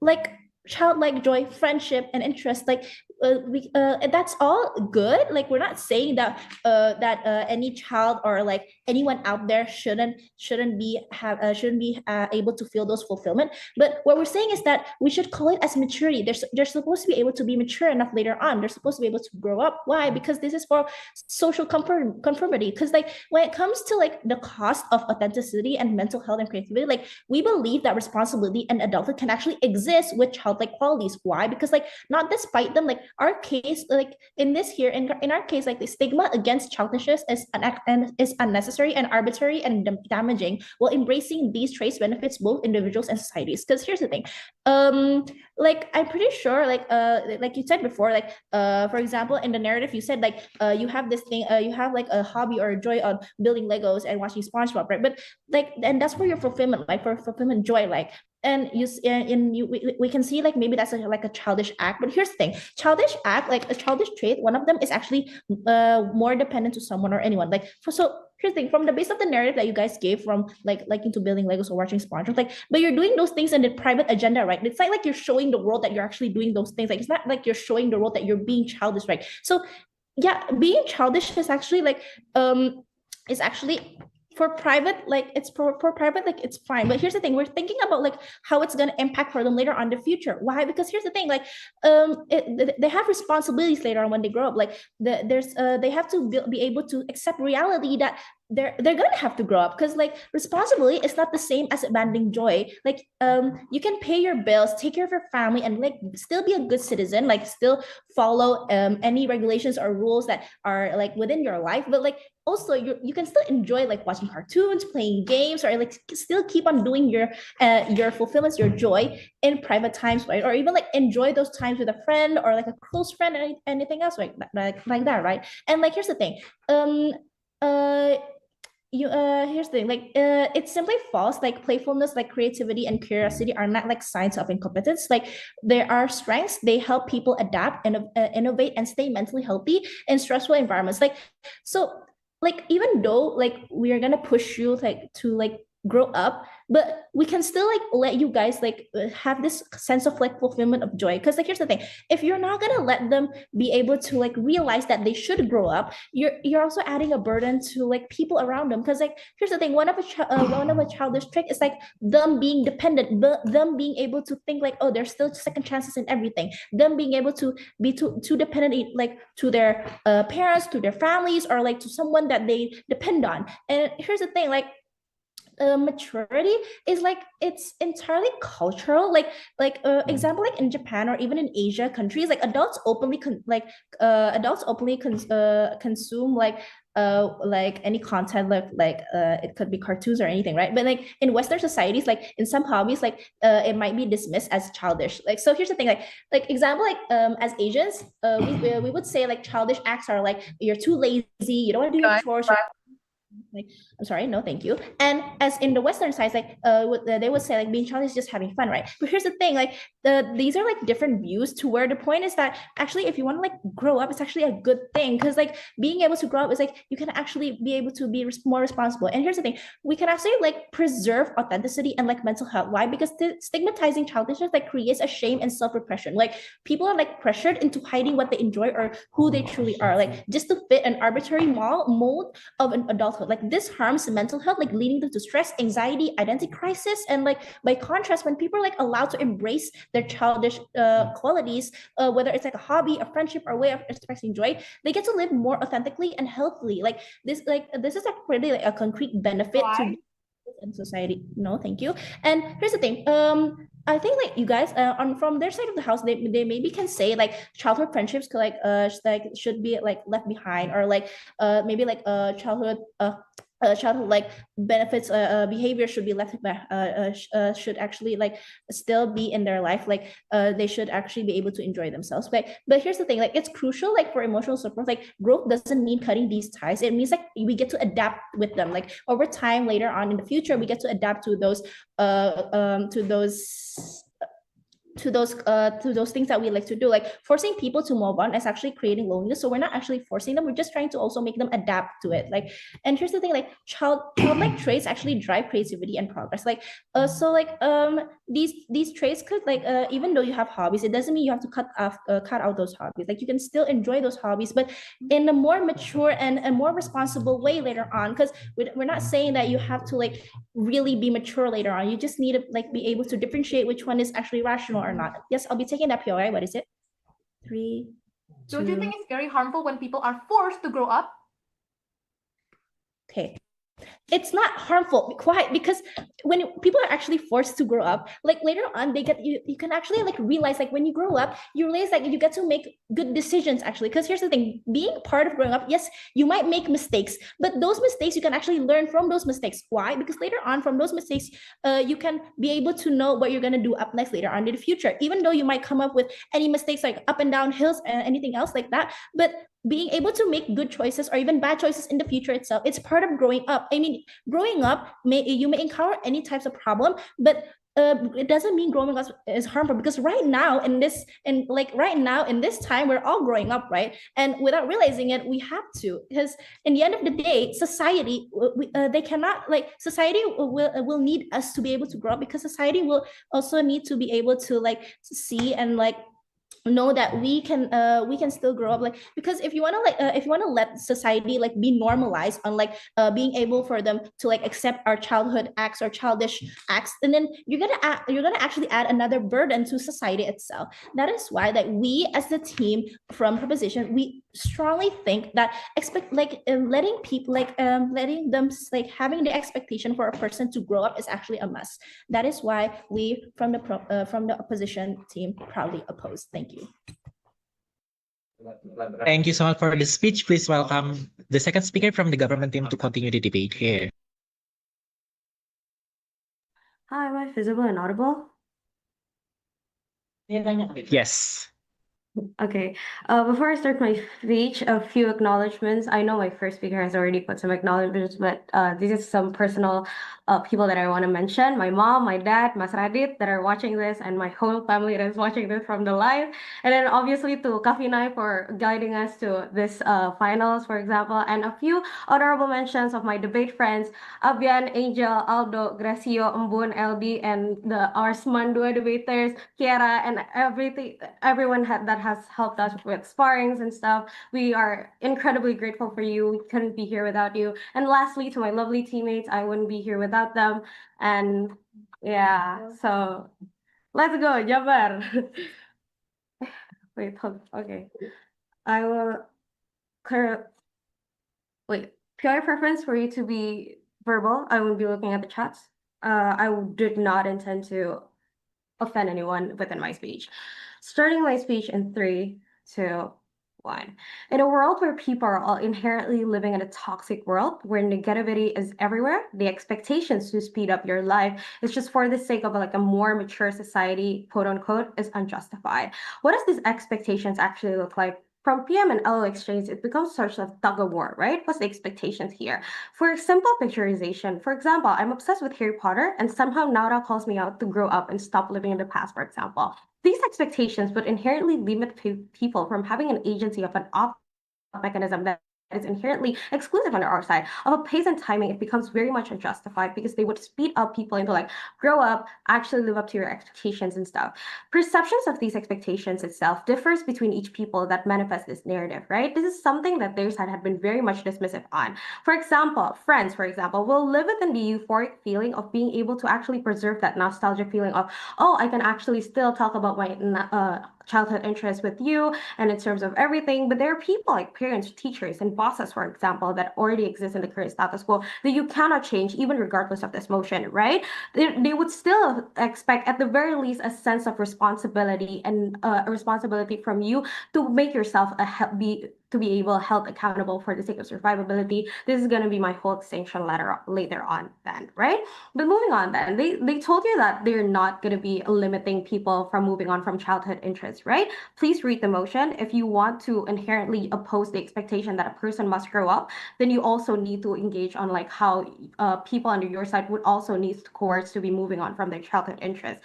This is something that their side haven't engaged on. So 2 things that need to be provided and proved from their side to you panels then become 2 things. Firstly, how our people are not going to be actually judged from moving on from their childhood interests, for example, even if they do it in private, like what their PM has already mentioned, and how is actually people are not going to be judged for doing inherently everything that they're trying to do as an opt-out mechanism when it comes to like living and embracing their past and embracing the things that they already did in their childhood. Clarification then here, they misunderstood our case. We've told you about coexisting like mechanisms of check and balance, right? Humans inherently will put pressures under themselves from like families, friends, for example, under the expectation of at the very least you need to be held accountable. You need to be responsible. At the very least, you need to live up to your responsibilities for the sake of survivability itself. This is the thing that's going to be a check and balance mechanism under our side. They need to engage on this then to not be too worst case. We want to extension then exactly about the check and balance that would actually balance out the expectations that people, it's okay for you to actually live up live up in your past. What does this look like later? What are we actually against? The act of coercing people out of their interests.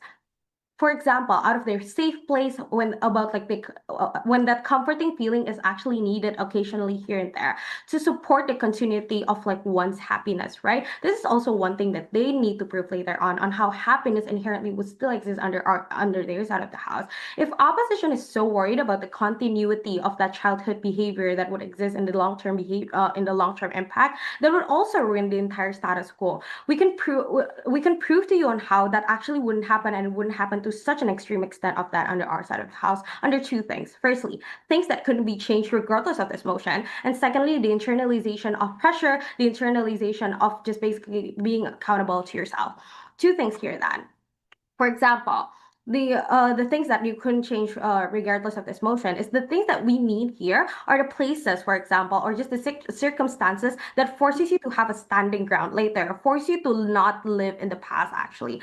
Schools, workplace, for example. In schools, even when teachers' perception, for example, may change on how they view their students, for example, they still give things like tasks, assignments, group projects, finals, assessments. These things are like, that is literally like your sense of responsibility would coerce you to not always live within your imagination and click back to reality. This is a check and balance that is still exists under our side. Same thing with like deadlines, for example, from your POI? clients meetings, that the things that becomes your responsibility will push you into like clicking back to reality. What is the meta of this with like their case then? What does this differ with like their case? We still make that opt-out mechanism available so people would not be constantly pushed into the depression, into the responsibilities are actually getting them into. These are the things that is differentiating under our side and their side. At the very least, under our side, people would still have that opt-out mechanism that actually will fulfill to their happiness, that fulfill and maximize into their happiness, right? And then what about the internalization here then? Like personal incentive of not wanting to be stagnant and POI? survivability. This is literally the likelihood of like the check and balance that exists, right? Personally, humans have the inherent awareness of their burden in life. If they want to graduate, for example, then they need to do your task. If you want to get paid, then you need to do your job. You need to actually talk to your clients. You need to respond to your bosses. These are the things that will inherently then become the things that will check and balance these people to actually click back to reality and not just live in the expectations of like, oh, my childhood was very happy. I don't want to move on for this. I don't want to live up from this. But before moving on then, yes, POI. 3, 2, Hello. Note that if you want to have like checks and balances, people need to understand accountability and real life responsibilities. How do you even garner that with your mechanization due to the irrational nature of adolescents and these I will stop you children? there. Here's the thing. I have already characterized in the start how people perceive these expectations in a different way, and how if this expectation will gonna lessen at the end of the day, it's also gonna differ from each expectations of people. There's still people that will coerce you into being accountable for yourself. There are people that are still gonna force you into actually think that, oh, this is something that is important for you. At the very least, you need to do it. For example, I've already mentioned to you teachers, bosses, and everyone that are actually still the things that actually needs the sense of responsibility and survivability at the end of the day. Moving on then, why does it actually have to be childhood memories? Why does it have to be like moving on, not actually moving on from a childhood to become like an opt-out mechanism? My PM has already given you an analysis, but the difference between an opt-out mechanism that you actually have in like the current status quo, for example, your friends, for example, the community that you have within your friends, and then the actual joy and fulfillment and basically the serotonin boost that you can get from like the nostalgic help from the nostalgic feeling. This is actually something that my PM has already told you. There's a difference between actually like embracing your past, where you can actually get this nostalgic feeling. Oh, I was actually happy back then. Oh, my friends from back then we didn't really have to think about deadlines. We didn't have to think about tasks, for example. That is something that our side champions on. We still have that opt-out mechanism that at the very least have a better serotonin boost as compared to their side of the house. And it doesn't mean that inherently under our side there wouldn't be like a growth on, for example, for a personal stagnantness, for example, where people are not aware of like accountability, responsibility, for example. We have already given you a likelihood analysis on how under our side we still have a check and balance that could balance out to that. And especially under our side, we can something that is exclusive is inherently that opt-out mechanism that their side compared to, because people inherently under our side wouldn't be as judgmental as they are under their side of the house, right? Because at the very least, under our side, people would not come striking people for embracing their childhood, for example, or embracing their childhood interests, for example. People wouldn't be as judgmental as Nauran that is judging me for liking Harry Potter, for example. That is something that is inherently exclusive under our side. Nothing that can provide to you is gonna champion to that. That is why we beg you to vote for government. Thank you. All right, thank you so much for the speech. Please welcome second speaker from the government team. Opposition team to continue the debate here. Can I confirm if I'm both visible and audible? Yes. Okay. Oh yeah, before starting my speech, thank you to everyone who has contributed to my debating journey, my coach, my parents, and everyone else. So yeah, I'll just start my speech in 3, 2, 1.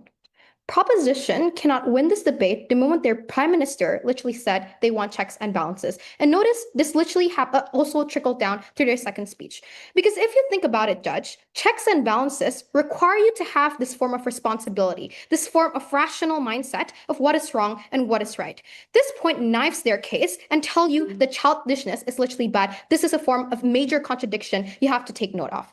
Notice the chasing for what you like can be misleading in the end. For example, this means you would spend less time on like more tangible things, like true like materialistic success, right? They don't realize or like on their side because they're being trapped in this hedonistic cycle that only fails people in the end. Notice that coercion is not when you grow up. It is when you're engineered to actually detach from the true reality you live in. It's when you actually are given that false illusion of true success. This is the real coercion. We're not doing that on our side of the house.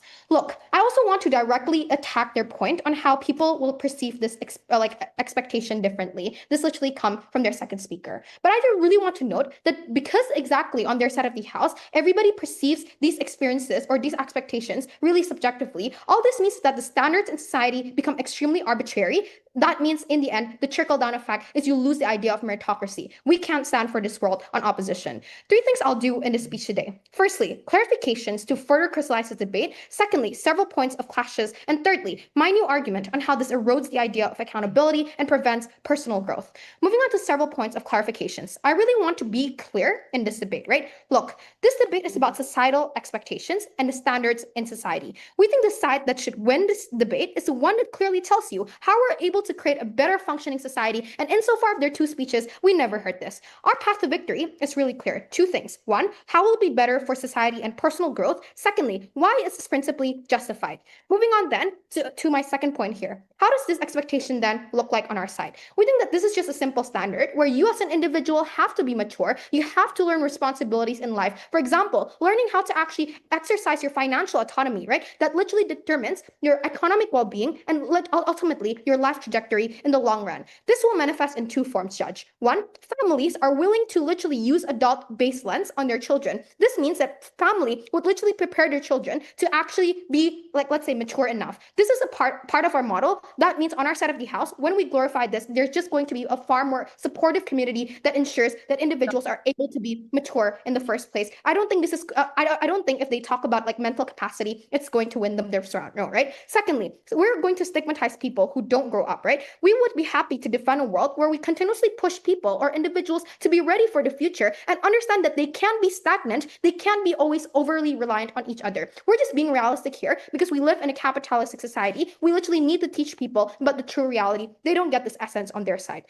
Thirdly, what does proposition look like then in this debate? Notice that 1, individuals won't need to grow up on their side. They don't have to take up on life responsibilities. That means they would be overly dependent on someone else, continuing that nurture they get from their parents, right? Therefore, childhood interest in this debate or in this motion refers that when you take things for granted, right? For example, you have this privilege of the idea of second chances and literally do not value and be self-independent for yourself, right? It's when they literally have less incentives then to pursue their growth, to pursue things like the career. It's literally excessive and prolonged comfort. It's so bad. Secondly, people become inherently short-termists, right? Meaning that they prioritize short-term gains over long-term ones. This means you actually grant them instant or immediate gratification. Lastly, let's talk about cultures in the status quo. This is related to parenting or teaching individuals in society.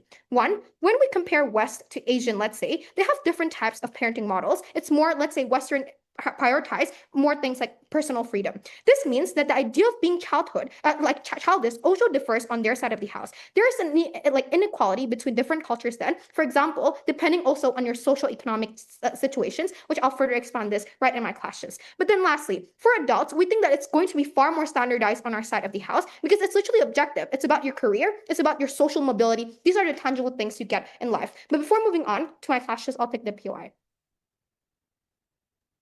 3, 2, 1. Okay, moving on then, right? Note, we're also talking about maturity for the average individuals or the average Joe in society. This means we're not talking about individuals who are not mentally capable to, let's say, grow up. Those actors are just out of the debate because it's just going to be an unfair burden then. We can't talk about mentally incapable individuals because we're simply talking about, let's say, teenagers who start to step into the adult age within their 18 to 19-year-old stage. This is the idea or moment they have to literally grow up in life. Also, adults who are just inheriting the childhood traits on their side, it's going to be far worse in the end of the day. On our side, we think community would be much more supportive to ensure that everyone is able to actually have that mental support to actually grow up in the first place. Moving on to my first clash then. The first thing we heard from their first two speeches is they garner happiness and fulfillment, or that idea of choice, right? But look, panels, we need to be realistic here. You can't always be happy in every single part of your life. When you achieve success, it requires hard work. For example, you have to literally sacrifice your time sleeping late, and we think this is going to be just far more better in the long run. It's going to be worth it simply because you as an individual would have the means to literally participate in society more effectively. You have a sense of fulfillment when you're able to garner, let's say, that societal status that we live that we will be able to grant people in this capitalistic society.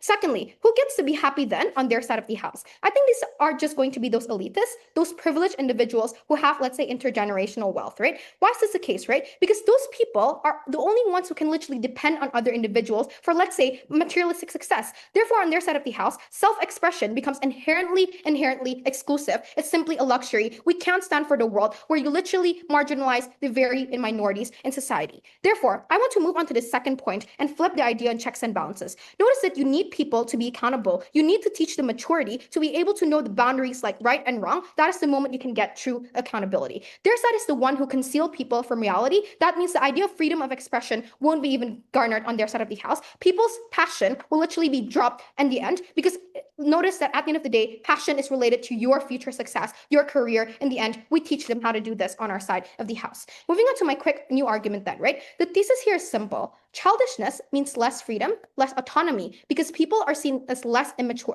mature beings, where they can't actually take on those heavy responsibilities to choose between real and really tangible and hard decisions in life. Literally, what happens on their side is you excuse them for their irresponsibilities in life. Firstly, I want to talk about social contribution and the idea of social contract, right? Notice we live in a society that is communitarian. There's that moral obligation for you as a citizen to actually contribute back to society. But we think that on their side of the house, people become inherently selfish, right? They think only about their short term, their dopamine hits, that short term form of fulfillment. This is to say that under our side of the house, growing up also means you're able to think about the others. You're able to actually emotionally develop in a sense that you're able to be much more empathetic. You're able to actually handle a lot of situations in a much more adult way, in a much more serious way, in a sense that you don't take things for granted. Secondly, then, on proposition, you literally impose the idea of pressure to certain people with emotional maturity, right? This looks like, for example, how women in the current status quo will always have that dying pressure to be those emotional agents in society. On their side of the house,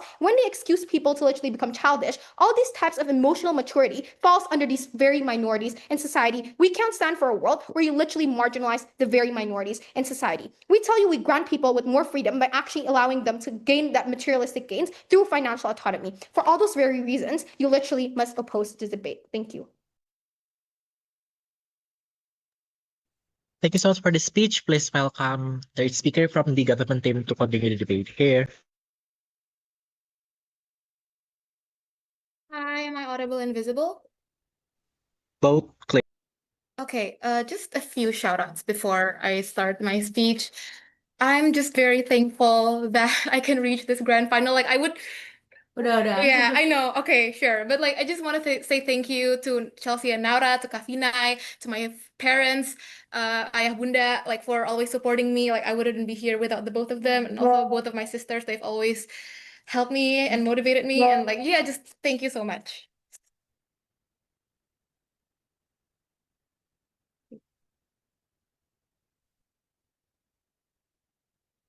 Okay, starting in 3, 2, and 1.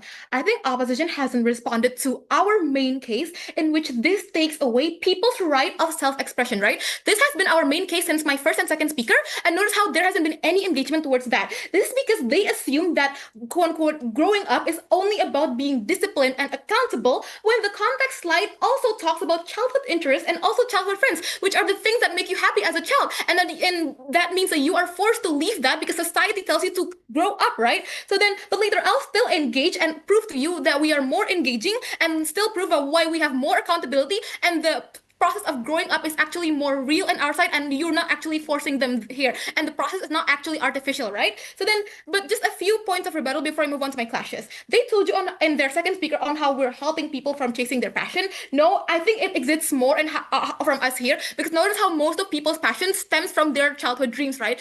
And then because you're being told to grow up, like for example, a theater kid like Chelsea who wants to become a theater, who wants to become a performer, but then her parents tell her to just grow up. No, this is your childhood dream.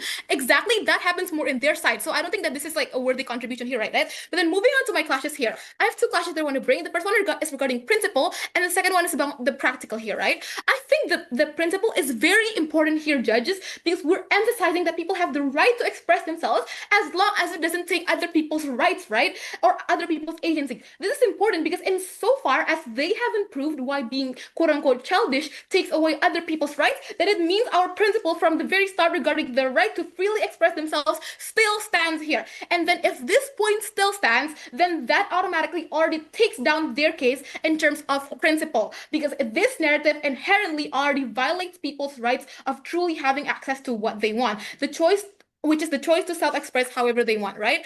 But then why is the choice, or like the freedom to choose how they want to express, that is important, right? Why does this outweigh everything else in this round? Because notice how the right to choice, is the right to self-express, is equal to the right to life. Why is it that? Because notice how everyone has different preferences, they have different values and how they want to live their life. Maybe my friend's ideal life is that, oh, he wants to become a super successful businessman, but then what I want is to enjoy my life by spending my downtime by watching My Little Pony or hanging out with my childhood friends that I've known since I was 3 years old. In opposition's world, my friend has full autonomy in reaching what he wants, but I would be shamed by society for wanting to watch a kids show when I'm already 17 years old. So you can clearly see, judges, that in opposition's world, that a lot of people aren't given the chance to pursue the life that they want, to pursue the things that give their life inherent value, which they put for themselves, right? Moreover, I just want to emphasize that opposition is defending an expectation that people must grow up here. It's not soft like, oh, you should grow up. It's not persuasive. It's a requirement, right? So that means it already violates our right to self-express here. And I've already told you on how important it is, right? So on the basis of that, we think that we already beat all of their contributions here. Before I move on to my second clash, yes? Is it true happiness when you don't have financial means to pursue whatever you want? Literally, your side is elitist. You can't watch My Little Pony if you're literally still seeking sustenance in society. Please engage. I will engage about that in my second clash. Exactly. So, 3 things I'm going to do in my second clash. First, I'm going to reaffirm that people can still grow up in our side in terms of being more responsible and accountable and just more disciplined here, right? Secondly, I'm going to talk about what happens when people are forced to grow up because they literally expect that people must grow up. And then thirdly, I will weigh on why our positive case regarding happiness is way more important than their side. Firstly, regarding how people can still grow up. Notice how my previous speakers have already told you on how there are other things outside of this debate that still pushes people to grow up, like school assignments or universities. Yes, there are certain parts of those, like teachers who pushes you to grow up, and like this is affected by the narrative, but other things such as like assignments or and like the fact that you need to go from elementary school to middle school to high school, which means like the difficulty level rises. That means you have to be automatically be more disciplined, more accountable, right? So then and also like the fact that I'm joining a debate competition when I was in 10th grade, I'm being pushed out of my comfort zone, and then therefore I'm forced to become more disciplined, to have more time management, and to be able to listen to my coach's feedbacks, for example. That's what pushes people to grow up in our side. It still exists here then. But then notice how first and second speaker of opposition kept on telling us that the world is harsh and capitalistic. And look, this is exactly what pushes people to grow up in our side. Because the fact that the world is harsh, then the people naturally have survival instincts in order to not starve, in order to not be left behind, in order to not be unemployed here, right? They still want to live. They want to be like, if they want to be able to live their childhood dreams, then they automatically need money here, right? So I don't get how that's a huge of a problem then. So then the implication here is that their positive case regarding accountability and responsibility still exists in our side. But then secondly, when this narrative which exists in their side, then they automatically force more people to grow up here then in an artificial way. We already proved on why this is likely, because they don't want to be judged, right? They're afraid of people judging them. So therefore, Why? and then later. So why is it still bad when people are forced to grow up here then? Because they do not grow up naturally. They hide their irresponsible actions, but at the end of the day, it's because they were scared of being judged and not because they actually grew up and they were actually stretched out of their comfort zone here. And it's not because they actually learned from their life lessons. What happens then in their side? Sure, they still have their childish and irresponsible they can hide their childish and irresponsible actions, but their own mindset is still childish. And that is the prerequisite of people even improving in the first place in their side, or of the people even surviving in capitalistic world. So I think that if in your side, you cannot ensure that the people's mindset will actually improve. And it's not just them hiding their irresponsible and unaccountable actions, right? So they wouldn't be able to actually face real life challenges, right? Like, for example, the people that are forced to grow up in our side, yeah, they will hide that, they will try to hide their childish actions, but they will still break down because they got a D in their math class, for example, and they wouldn't even want to try harder in the next exam. That is the picturization of what happens in their side when people grow up artificially and not naturally here then. But then moving on to the weighing here then, it's why is our positive contribution way more important than their side?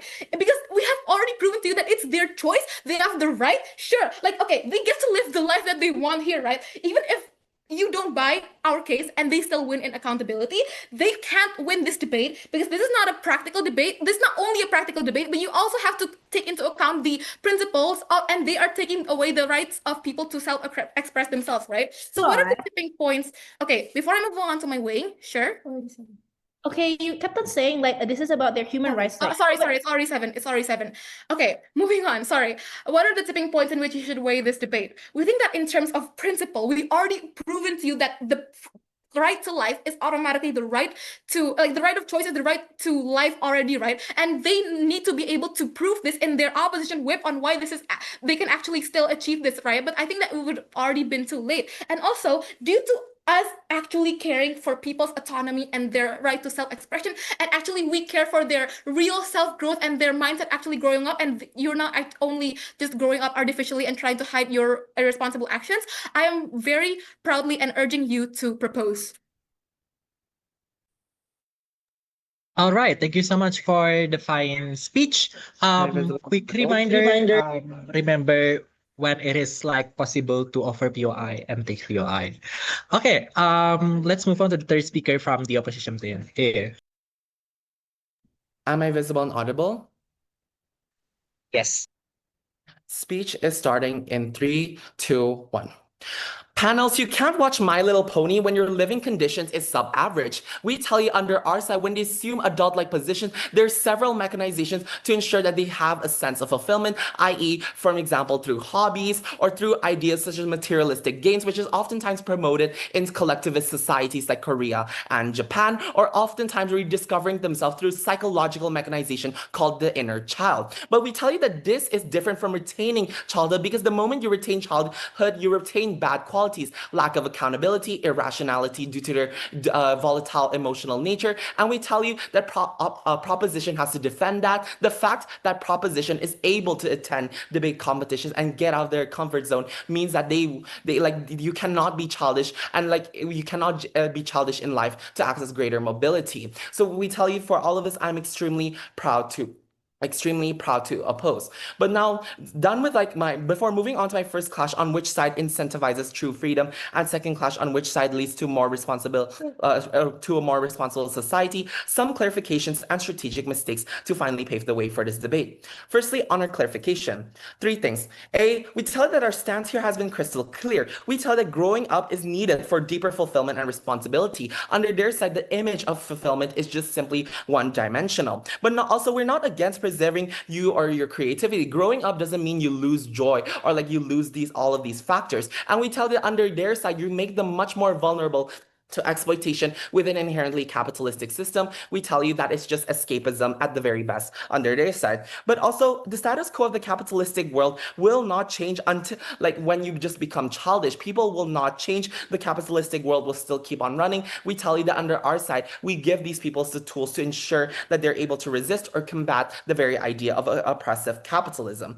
But now, I've already made this extremely clear. We already have a lot of existing mechanisms, but I would like to further more on why this is true. Because we tell you that true self-expression comes from maturity, not the avoidance of it. We tell you that the very moment you have free self-expression is the very moment you're able to create your own thoughts within your own accord without any sense of intervention. We tell that during your childhood stage, due to its transitional nature, oftentimes parents would care for you, they would make the decisions for you, and we tell you, you often miss out from these very critical factors that keep ourselves inherently human at the very end of the day. So done with the clarification, now moving on to strategic mistakes that have costed opposition this debate.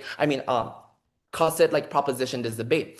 3 things. We tell you that Prop says they remove the expectation to grow up, but we tell you otherwise. Now, why is this? Let's break it down together. Because we tell you that in reality, social norms don't disappear, they simply shift. So for example, if the society under side proposition tends to valorize not growing up, that in of itself becomes a new standard where people are simply judged against. You just have that lack of meritocracy, like something our second speaker has told you. But just as today, people are mocked for being too childish, in their world, people will be mocked for being too serious or boring. You don't allow these people to grow up naturally, in which society stagnates, and you don't get a net benefit where everyone can truly and freely express themselves. But also worse, we tell you that this expectation hits certain groups harder. Women who want motherhood, working class people who need to take on jobs early, or cultures that value duty and maturity will now be told that they're betraying freedom by growing up too fast. So done with my strategic mistakes, and now moving on to my first clash on which side actually garners greater mental fulfillment. Now moving on to the first clash on how opposition told you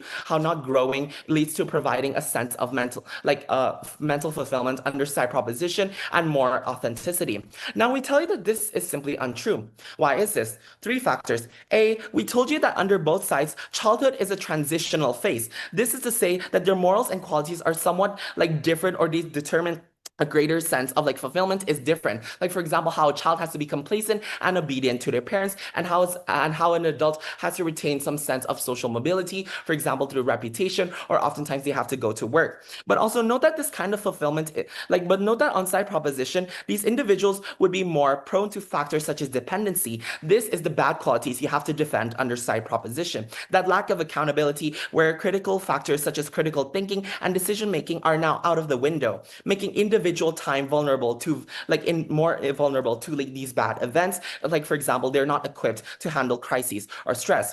But moreover, what does this prove under our side of the house? We tell you under our side of the house, we ensure greater fulfillment because these people discovered themselves without any form of intervention. For example, through a greater authority, or within a confined society. So in their own accord. But let's further break this down through like thorough analysis. But before I'm going to go break this down, I'll take that POI. So the norm of like reaching success and survivability still coexist under our side for accountability and the existence of it. Please engage. Note that your entire case has been extremely uncharitable with the very framing and overreach, but let's be charitable and engage with their best case. Even their best case, it's only simply a tiny minority for people who are able to balance it. Now, we've told you through our active mechanization that the very moment you actually valorize this very factor, everything becomes a societal expectation. People wouldn't care about simply growing up. We've already told you this. If you've not listened effectively, yeah. But now moving on, like now, even in propositions like best case, it's still not enough because we tell you that proposition's case is just simply elitist, and we tell you it's narrow. Not everyone can afford to retain their childhood values. Not everyone can actually have that sense of social, to be free or to be toys. So this actually highlights one major factor in this very clash as a whole, because we tell you that they romanticize childhood fulfillment, but forget it's only possible because of the adults. Your mom was the one that paid for your toys. Your dad was the one who bought your TV. So done with my first clash, moving on to the second clash on which side garners greater, a greater sense of a more responsible society. Now, first case on the idea of coercion. Now, opposition told you that growing up is coercive, the capitalistic society forces people to abandon joy. But now let's actually deconstruct this and tell you why this is unlikely. Two factors, because A, growing up is not inherently coercive, it's literally part of science. If you reject that, you reject the very idea of an entire subject. It's simply inevitable. Everyone has to go through it. Same thing as grief. But also note that most societies actually celebrate the transition to adulthood. Now, this is not to say that just because it has lasted for a long time is the best, but we tell you it's because it's so normalized. The burden unchanged of change under side proposition would oftentimes enforce greater resentment and greater inequality and polarization. But now, let's be charitable and engage with their best case and tell you why it's not enough. Because even if we accept that growing up involves coercion, their solution is not growing up is worse. It denies people access to adult freedom, for example, financial control, as per what my first and second speaker has told you. And then we tell you that even in our worst case, we still win because but it still produces stable societies in the long run. But now finally, let's just move on to my final case that I'll actually address to finally pave the way for this debate once and for all. Now, moving on to the case on how people perceive different expectations. Now, we tell you that this is simply untrue because the expectation to grow up is universal. We tell you that the burden of change now falls under side proposition. So let's just do the weighing once and for all. What do you get under side opposition? We tell you that under side opposition, true fulfillment comes from every single factor, responsibility, maturity, and all these whatnots. But also secondly, we highlighted that proposition's case was extremely uncharitable in a way that their framing and their overreach did not actually benefit them, and we've already proven this. But also thirdly, we tell you that under their side, they would have a much worse of society, and we tell you that there's inherent beauty in people growing up. There's inherent beauty in the government, in families being created because these people grew up. If there's inherent beauty in graduating, in which I am going to expect, and with all of this, I'm extremely proud to oppose. And for I'm also apologizing.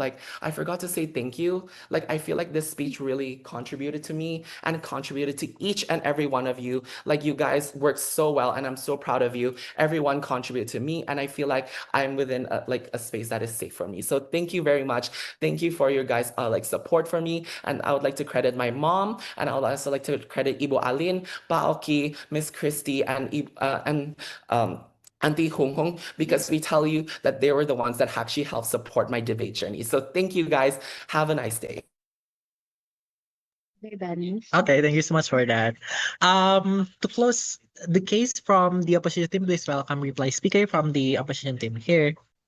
Okay, I'll be starting my speech. Wait, give me a second to set up my chat. Okay, I'll be starting my speech in 3, 2, 1. Panels. The right to freedom is not infinite. It stops until a point where you literally violate someone else's right. We tell you, if people on their side refuse to grow up and keep on only acting for themselves, the idea of social contract falls down. This is the ultimate moment then, when your duty as a citizen also crumbles down. In order to ensure a truly functioning society, everyone's freedom should be protected only when people know the boundaries of their responsibilities and these mature morals that exclusively only exist on side opposition. When you lock people away from reality, you lock away people from true rights. But what does a proposition respond to our case on this? We think it's nothing of substance, right? They told you that they simply want to prioritize happiness and fulfillment when they can literally spend their whole time watching Harry Potter, when they literally can watch My Little Pony and be a couch potato. But look, we have told you since our very second speech that literally we trade off short-term happiness for long-term happiness. Because notice, everything in life requires hard work. You need to some degree exert or amounts of efforts that requires you to actually, let's say, have those short-term gains in the first place. But when you're able to sustain yourself in the future, you're able to have, you're able you're able to have a far more long-term happiness where it's going to be far more sustainable in the long run. Therefore, under our side of the house, they only give you a false illusion of happiness when literally their side only provides to you long-term quote unquote suffering, right? I'm very proud to oppose them.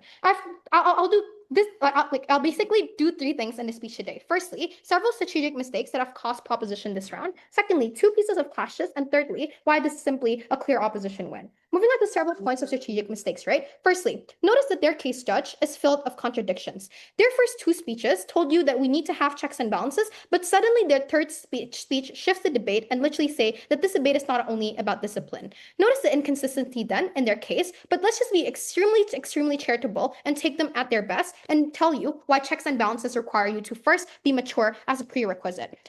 Firstly, 3 speeches down the line, they ignored our capitalistic point also, because notice that they never even have proven to you why they can escape this form of capitalistic society, because it's entrenched in society. We need people to understand the true form of success, right? True success requires people to grow up, panels. To navigate the capitalistic society, you need that form of maturity, to work, to simply earn, to budget, and to literally build that form of stability. True success is literally not when you pretend you can float above all of these structures. True success, judges, is when you're literally able to recognize them, when you're able to take responsibilities and literally grow within them. To refuse to grow up on their side is to literally leave yourself defenseless in a system that will stop demanding responsibility from you. We think that their whole case on happiness, their whole case on simply about success for individuals simply crumbles down. Secondly, if we were to trade off freedom, we would, because freedom is not always good. If it means freedom comes at the cost of your materialistic success, given we live again in a capitalistic society, then freedom is bad, right? Because you can't even sustain yourself in reality, but you're just giving yourself an illusion of happiness that won't even actually personally develop you as an individual. Therefore, this is ultimately true coercion when you engineer people to literally not grow up. Because growing up means you understand this very limit. It means that you're able to be mature enough to understand what is your very role in society. For example, when you actually get into the workplace, whatnot. Thirdly, notice, Judge, the idea of meritocracy is also never refuted up to the end of the debate. We told you that 1, meritocracy is simply a system where people advance based on effort, talent, and responsibility. And literally, for meritocracy to work, individuals must literally grow up. They must take responsibility and contribute to society as a functioning citizen. Lastly, I want to note that growing up simply brings a lot of the idea of emotional maturity, that idea of resilience, and the capacity to handle all of these challenges in society. You're not only burdening several demographics of minorities in society, because notice that we tell you maturity itself brings you this form of personal fulfillment. People who refuse to grow up often lose this idea of long term because they never learn really how to handle in life. So in reality, they're literally struggling. We can't stand for this world. I'm very proud to oppose. Thank you. To close the entire debate, please welcome reply speaker from the government team here.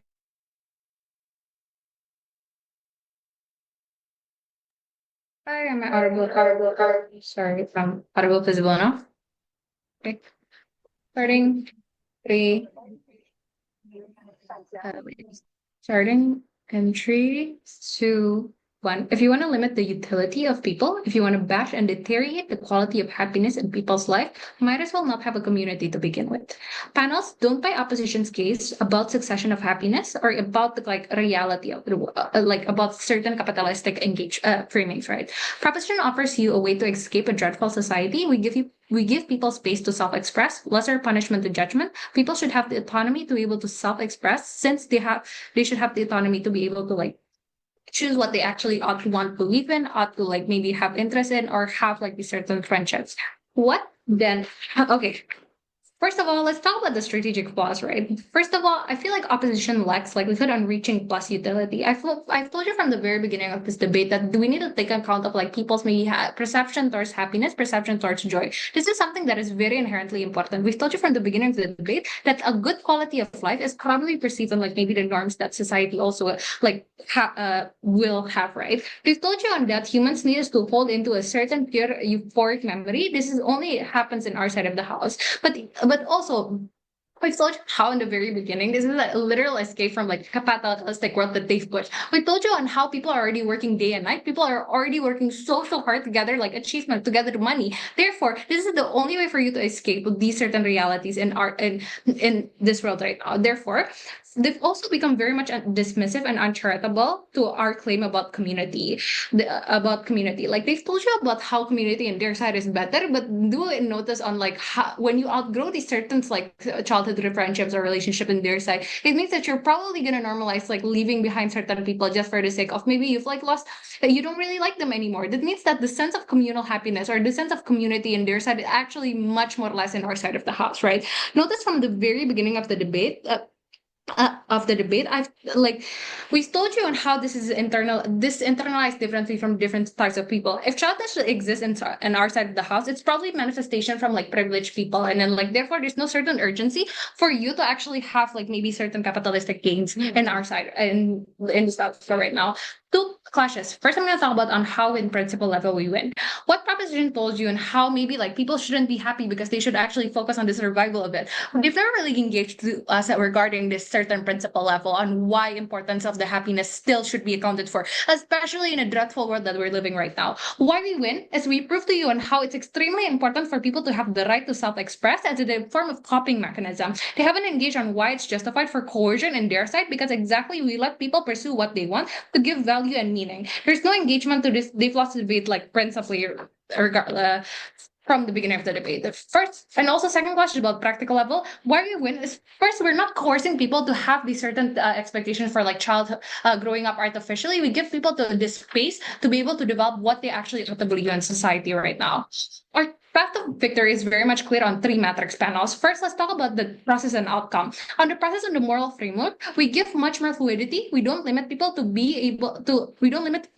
like freely express themselves in their side. As said in their LO, people do it in private. Like I'm gonna flip this by saying like how that means that they in their side, people literally have to conceal what they like, what they like or like certain traits. This becomes inherently problematic on their side of the house. What we've also told you from the outcome of us is that this is going to be a net positive benefit. It's in a sense that people will still probably have the rationality to pursue their dreams, as we've also characterized from the very beginning. Lastly, and second of all, on importance, we've told you on how there is also need for like opt-out mechanisms regarding status quo right now. The only way to have copying mechanisms is for a normal. There's gonna develop a norm for you to not really be fast-paced and just super swiftly like the capitalistic society, right? But lastly, on vulnerability, let's weigh this. They've told you on how they cater towards maybe the vulnerable actors in their side of the house by like poor people or like underprivileged people, but we say on how this creates like a much more motivation for us because people don't have to really neglect like certain childhood euphoric feelings in order for them to pursue their dreams. They can do it hand in hand. This is therefore you should vote for proposition proud to propose. Okay. Okay, I guess that's it. Grand final from NSDC Jabar 2025. Congratulations, guys, and see you in closing ceremony. Bye-bye. Thank you, guys. Thank you, guys. Thank you, everyone. Everyone.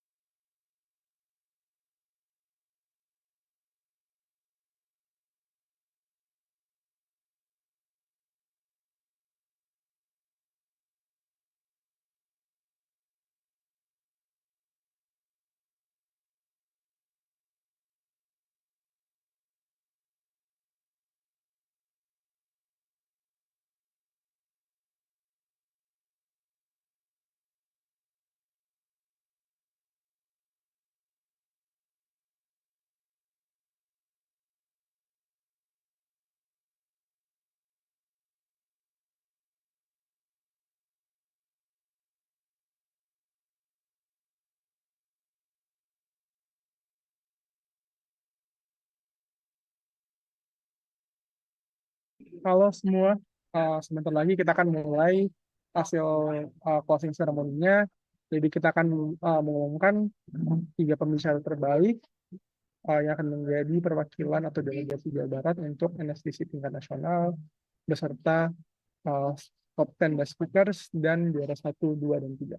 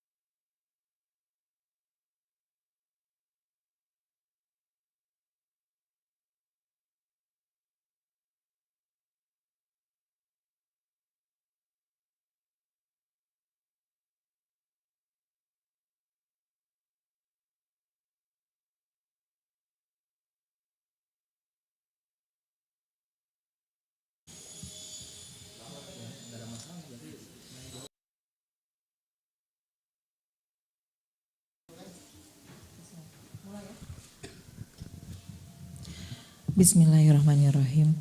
Assalamualaikum warahmatullahi wabarakatuh.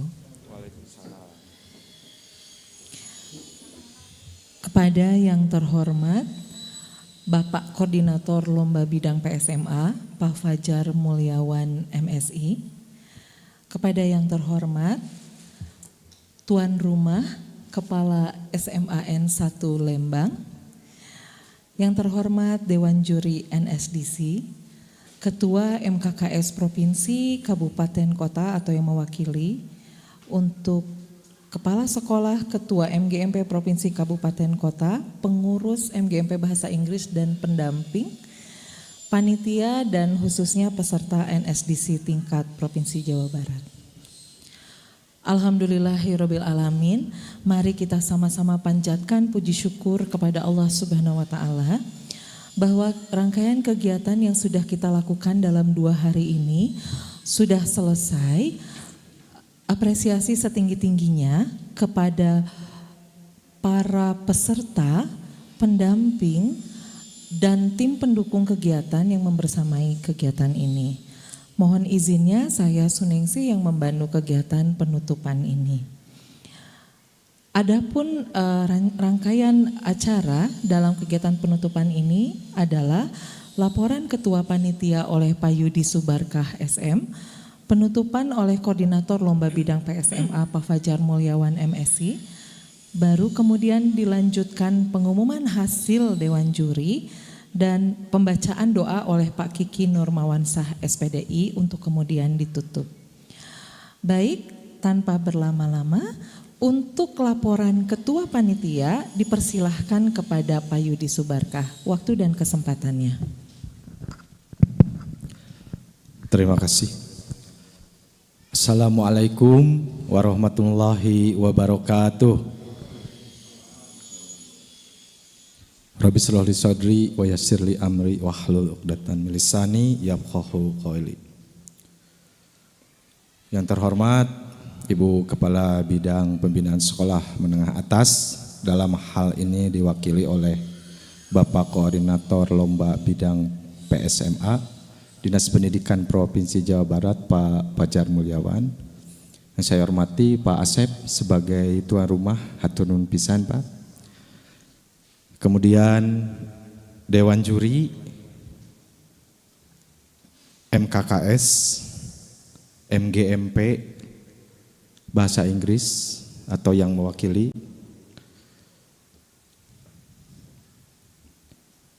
panitia dan peserta NSDC tingkat Provinsi Jawa Barat. Puji dan syukur kita panjatkan kehadirat Ilahi Robbi, yang mana atas rahmat dan karunia-Nya alhamdulillah kita dapat melaksanakan lomba debat bahasa Inggris. Salawat serta salam semoga tercurah ke junjungan kita Nabi besar Muhammad sallallahu alaihi wasallam. Bapak Ibu, izinkan kami untuk menyampaikan laporan penutupan kegiatan lomba debat bahasa Inggris atau NSDC pada Lomba Debat Indonesia tahun 2025 tingkat Provinsi Jawa Barat. Dokumen pelaksanaan anggaran nomor 101.1.01.49 tentang pembinaan minat bakat dan kreativitas siswa Dinas Pendidikan Provinsi Jawa Barat tahun 2025. Pelaksanaan NSDC tingkat Provinsi Jawa Barat tahun 2025 telah selesai dilaksanakan secara daring selama 3 hari mulai dari persiapan dan pelaksanaan selama 2 hari. Untuk penilaian juri dilaksanakan di SMA Negeri 1 Lembang dengan peserta sebanyak 81 siswa. Pelaksanaan kegiatan ini berjalan lancar, tidak ada kendala dan alhamdulillah sukses sesuai dengan tujuan yang diharapkan. Mudah-mudahan pembicara terbaik tingkat provinsi yang mewakili ke tingkat nasional menjadi juara di tingkat nasional. Demikian laporan kegiatan ini. Untuk selanjutnya mohon berkenan Bapak Koordinator Lomba Bidang PSMA Dinas Pendidikan Provinsi Jawa Barat untuk menutup kegiatan ini secara resmi. Wabillahi taufiq wal hidayah. Wassalamualaikum warahmatullahi wabarakatuh. Terima kasih kepada Pak Yudi atas pemaparan laporan kepanitiaannya. Berikutnya hadirin yang kami muliakan, penutupan oleh Koordinator Lomba Bidang PSMA Pak Fajar Mulyawan MSI. Untuk waktu dan kesempatannya dipersilakan Bapak. Baik.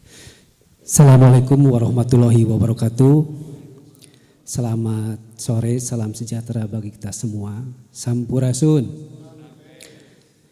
Innal hamdalillah nahmaduhu wa nasta'inuhu wa nastaghfiruh wa na'udzu billahi min syururi anfusina wa min sayyiati a'malina may yahdihillahu fala mudhillalah wa may yudhlil fala hadiya. Asyhadu an la ilaha illallah wahdahu la syarikalah wa asyhadu anna Muhammadan abduhu wa rasuluhu la nabiyya ba'da. Yang terhormat para dewan juri, yang saya hormati Bapak Kepala SMA 1 Lembang selaku tuan rumah, para pendamping, Forum MKS, serta MGMP Bahasa Inggris yang saya hormati dan saya banggakan. Puji dan syukur kita panjatkan kehadirat Allah Subhanahu wa taala atas rahmatnya kita masih bisa berkumpul dalam rangka persiapan untuk penutupan kegiatan Lomba NSDC. Bapak ya dan Ibu yang saya hormati, hadirin yang berbahagia, tidak terasa rangkaian acara NSDC tahun 2025 jenjang SMA telah sampai pada penghujung. Selama 2 hari ini kita telah menyaksikan penampilan luar biasa dari para siswa terbaik bangsa yang menunjukkan kecerdasan, keberanian, dan keterampilan berargumentasi yang membanggakan. Ajang ini bukan sekadar lomba debat, melainkan juga wadah pembelajaran untuk menumbuhkan sikap kritis, menghargai perbedaan pendapat, dan menumbuhkan jiwa kepemimpinan generasi muda Indonesia. Kami ucapkan selamat kepada para pemenang yang telah berhasil meraih prestasi gemilang. Semoga keberhasilan ini menjadi motivasi untuk terus berkarya dan memberi kontribusi positif bagi negeri. Bagi yang belum meraih kemenangan, percayalah bahwa pengalaman berharga dan proses panjang dalam kompetisi ini adalah kemenangan sejati yang akan menempa masa depan kalian. Ucapan terima kasih yang sebesar-besarnya juga kami sampaikan kepada seluruh peserta, dewan juri, guru pembimbing, panitia, serta semua pihak yang telah bekerja keras demi terselenggaranya kegiatan ini. Akhir kata, mari kita jadikan semangat NSDC sebagai energi untuk terus berprestasi, membangun bangsa dan menyalakan cahaya masa depan Indonesia.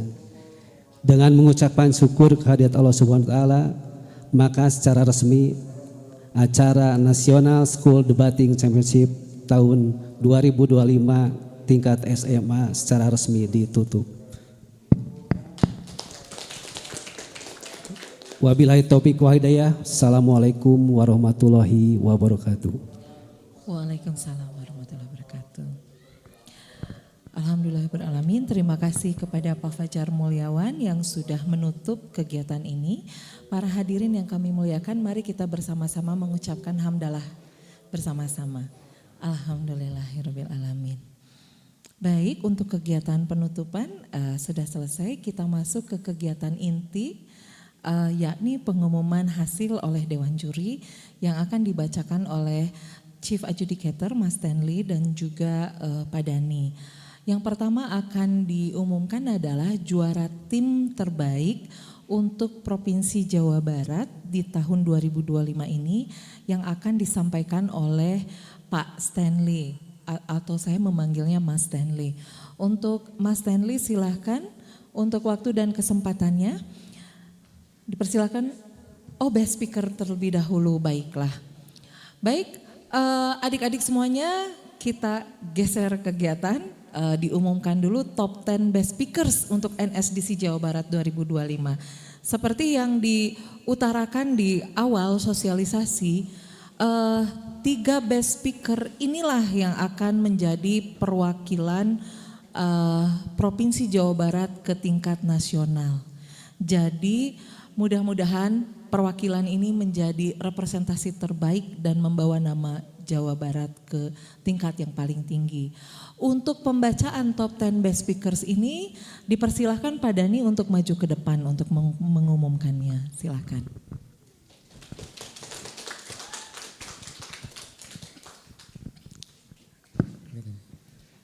Okay, Assalamualaikum warahmatullahi wabarakatuh. Right, good afternoon, dear debaters, educators, and so on. On behalf of the educators, we also would like to give you the greatest gratitude. Okay, here I would like to start reading, and I am very honored to read these best speakers. I would like to read from the 10th to the 4th. And later on, you know that the last 3 will go to the national. Right. For the first best speaker, no, 10th best speaker. 10th best speaker goes to, congratulations, Nindya Natania, Kabupaten Kuningan, SMAN 1 Kuningan. Congratulations, Nindya. Then the 9th best speaker goes to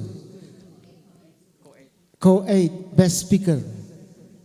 Please congratulations to Indira Ariane Rinaldi, Kabupaten Karawang, SMAN 1 Karawang. Valencia Elizabeth Wijono, Kota Bandung, Bandung Independent School.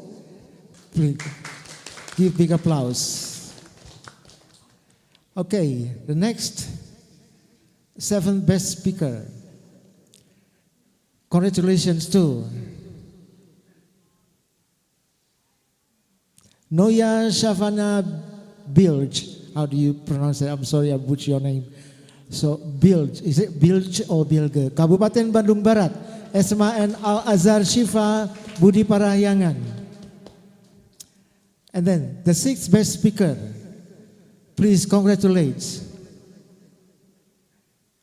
Muhammad Awali Faiz, Kabupaten Sukabumi, SMA Pesantren Unggul AI Kabayan Cibadak. Oh, Albayan. Sorry, I butchered that again. Please, my bad. Okay, thank you. Next, the 5th best speaker goes to, congratulations to Haikal Nur Akbar, Kabupaten Cianjur, SMAN 1 Cianjur. Okay, for the 4th best speaker, please welcome, ladies and gentlemen, James Igor Matthew Nadabdab, Kabupaten Bandung Barat, SMAN 1 Cisarua. Okay. Now, this is the moment of truth, ladies and gentlemen. The 3 best speakers who will be prepared to go to national and NSDC. Okay. The first one, please welcome Chelsea Aurelia Putri Parcistra, Kota Bogor, SMA Regina Pacis Bogor. Next, congratulations to Kirana Tisananda, Kota Bogor, SMA Regina Pacis Bogor.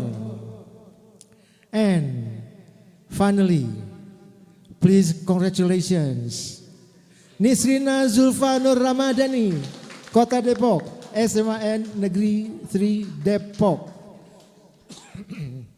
Okay, ladies and gentlemen, thank you very much. And they are all the best speakers. And we really hope that they do well in the future. Thank you. Thank you so much, Mr. Dani, for the great announcement, and big applause for the 10 best speakers from West Java province. We do really proud of you all. Okay, next, because Pak Dani began with English language, so allow me to talk with that kind of language. Now, let's welcome Mas Stanley to announce the best teams, 3 best teams in West Java competitions. And for those 10 best speakers, the Disdik Prof Jabar will give you certificate for the 10 best speakers, but the 3rd best will be representative for West Java province to national level. Now, let's welcome Mas Stanley. Mas Stanley, the floor is yours.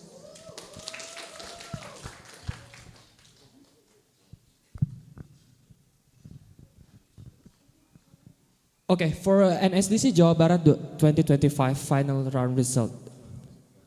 Okay. for second runner-up of NSDC Jawa Barat 2025 based on semi-final speaker score. Congratulations to Kabupaten Karawang, Jihan Sarlis Rashida, Indira Ariana Rinaldi, and Joanna Natasha Tampubolon. Congratulations. Next, for first runner-up of NSDC Jawa Barat 2025, congratulations to Kota Bogor, Naura Ivanka Adriela, Chelsea Aurelia Putri Pacistra, and Kirana Tisananda. Congratulations. And for the champion of NSDC Jawa Barat 2025, we congratulate to Kota Bandung, Sarah Anne Maili, Valencia Elizabeth Wijono, and Keanu Jauhari. Congratulations. So it's the result of the grand final round. I thank for everyone for their participation. Thank you so much, Mas Stanley. And for the best 3 teams, we'll have certificate incentive that we called as uang pembinaan and also piala. Later on, the committee from this Dikprov will make a group to make coordination with you all. Thank you so much, Mas Stanley, and for those who attend in this lovely occasion, both from SMN1 Lembang and also from Zoom. Terima kasih adik-adik semuanya. Let's give applause dong.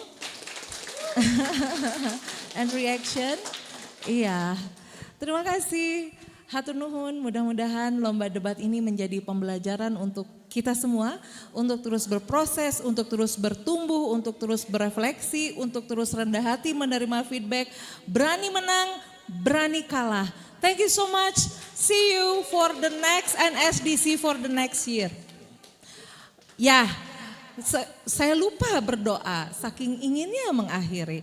Untuk menambah keberkahan dan semakin melancarkan kegiatan kita atau berdoa untuk perwakilan kita untuk level nasional, mari kita tutup dengan doa. Jadi euforianya boleh diteruskan, tapi nanti setelah berdoa. Silahkan untuk doa, waktu dan kesempatannya.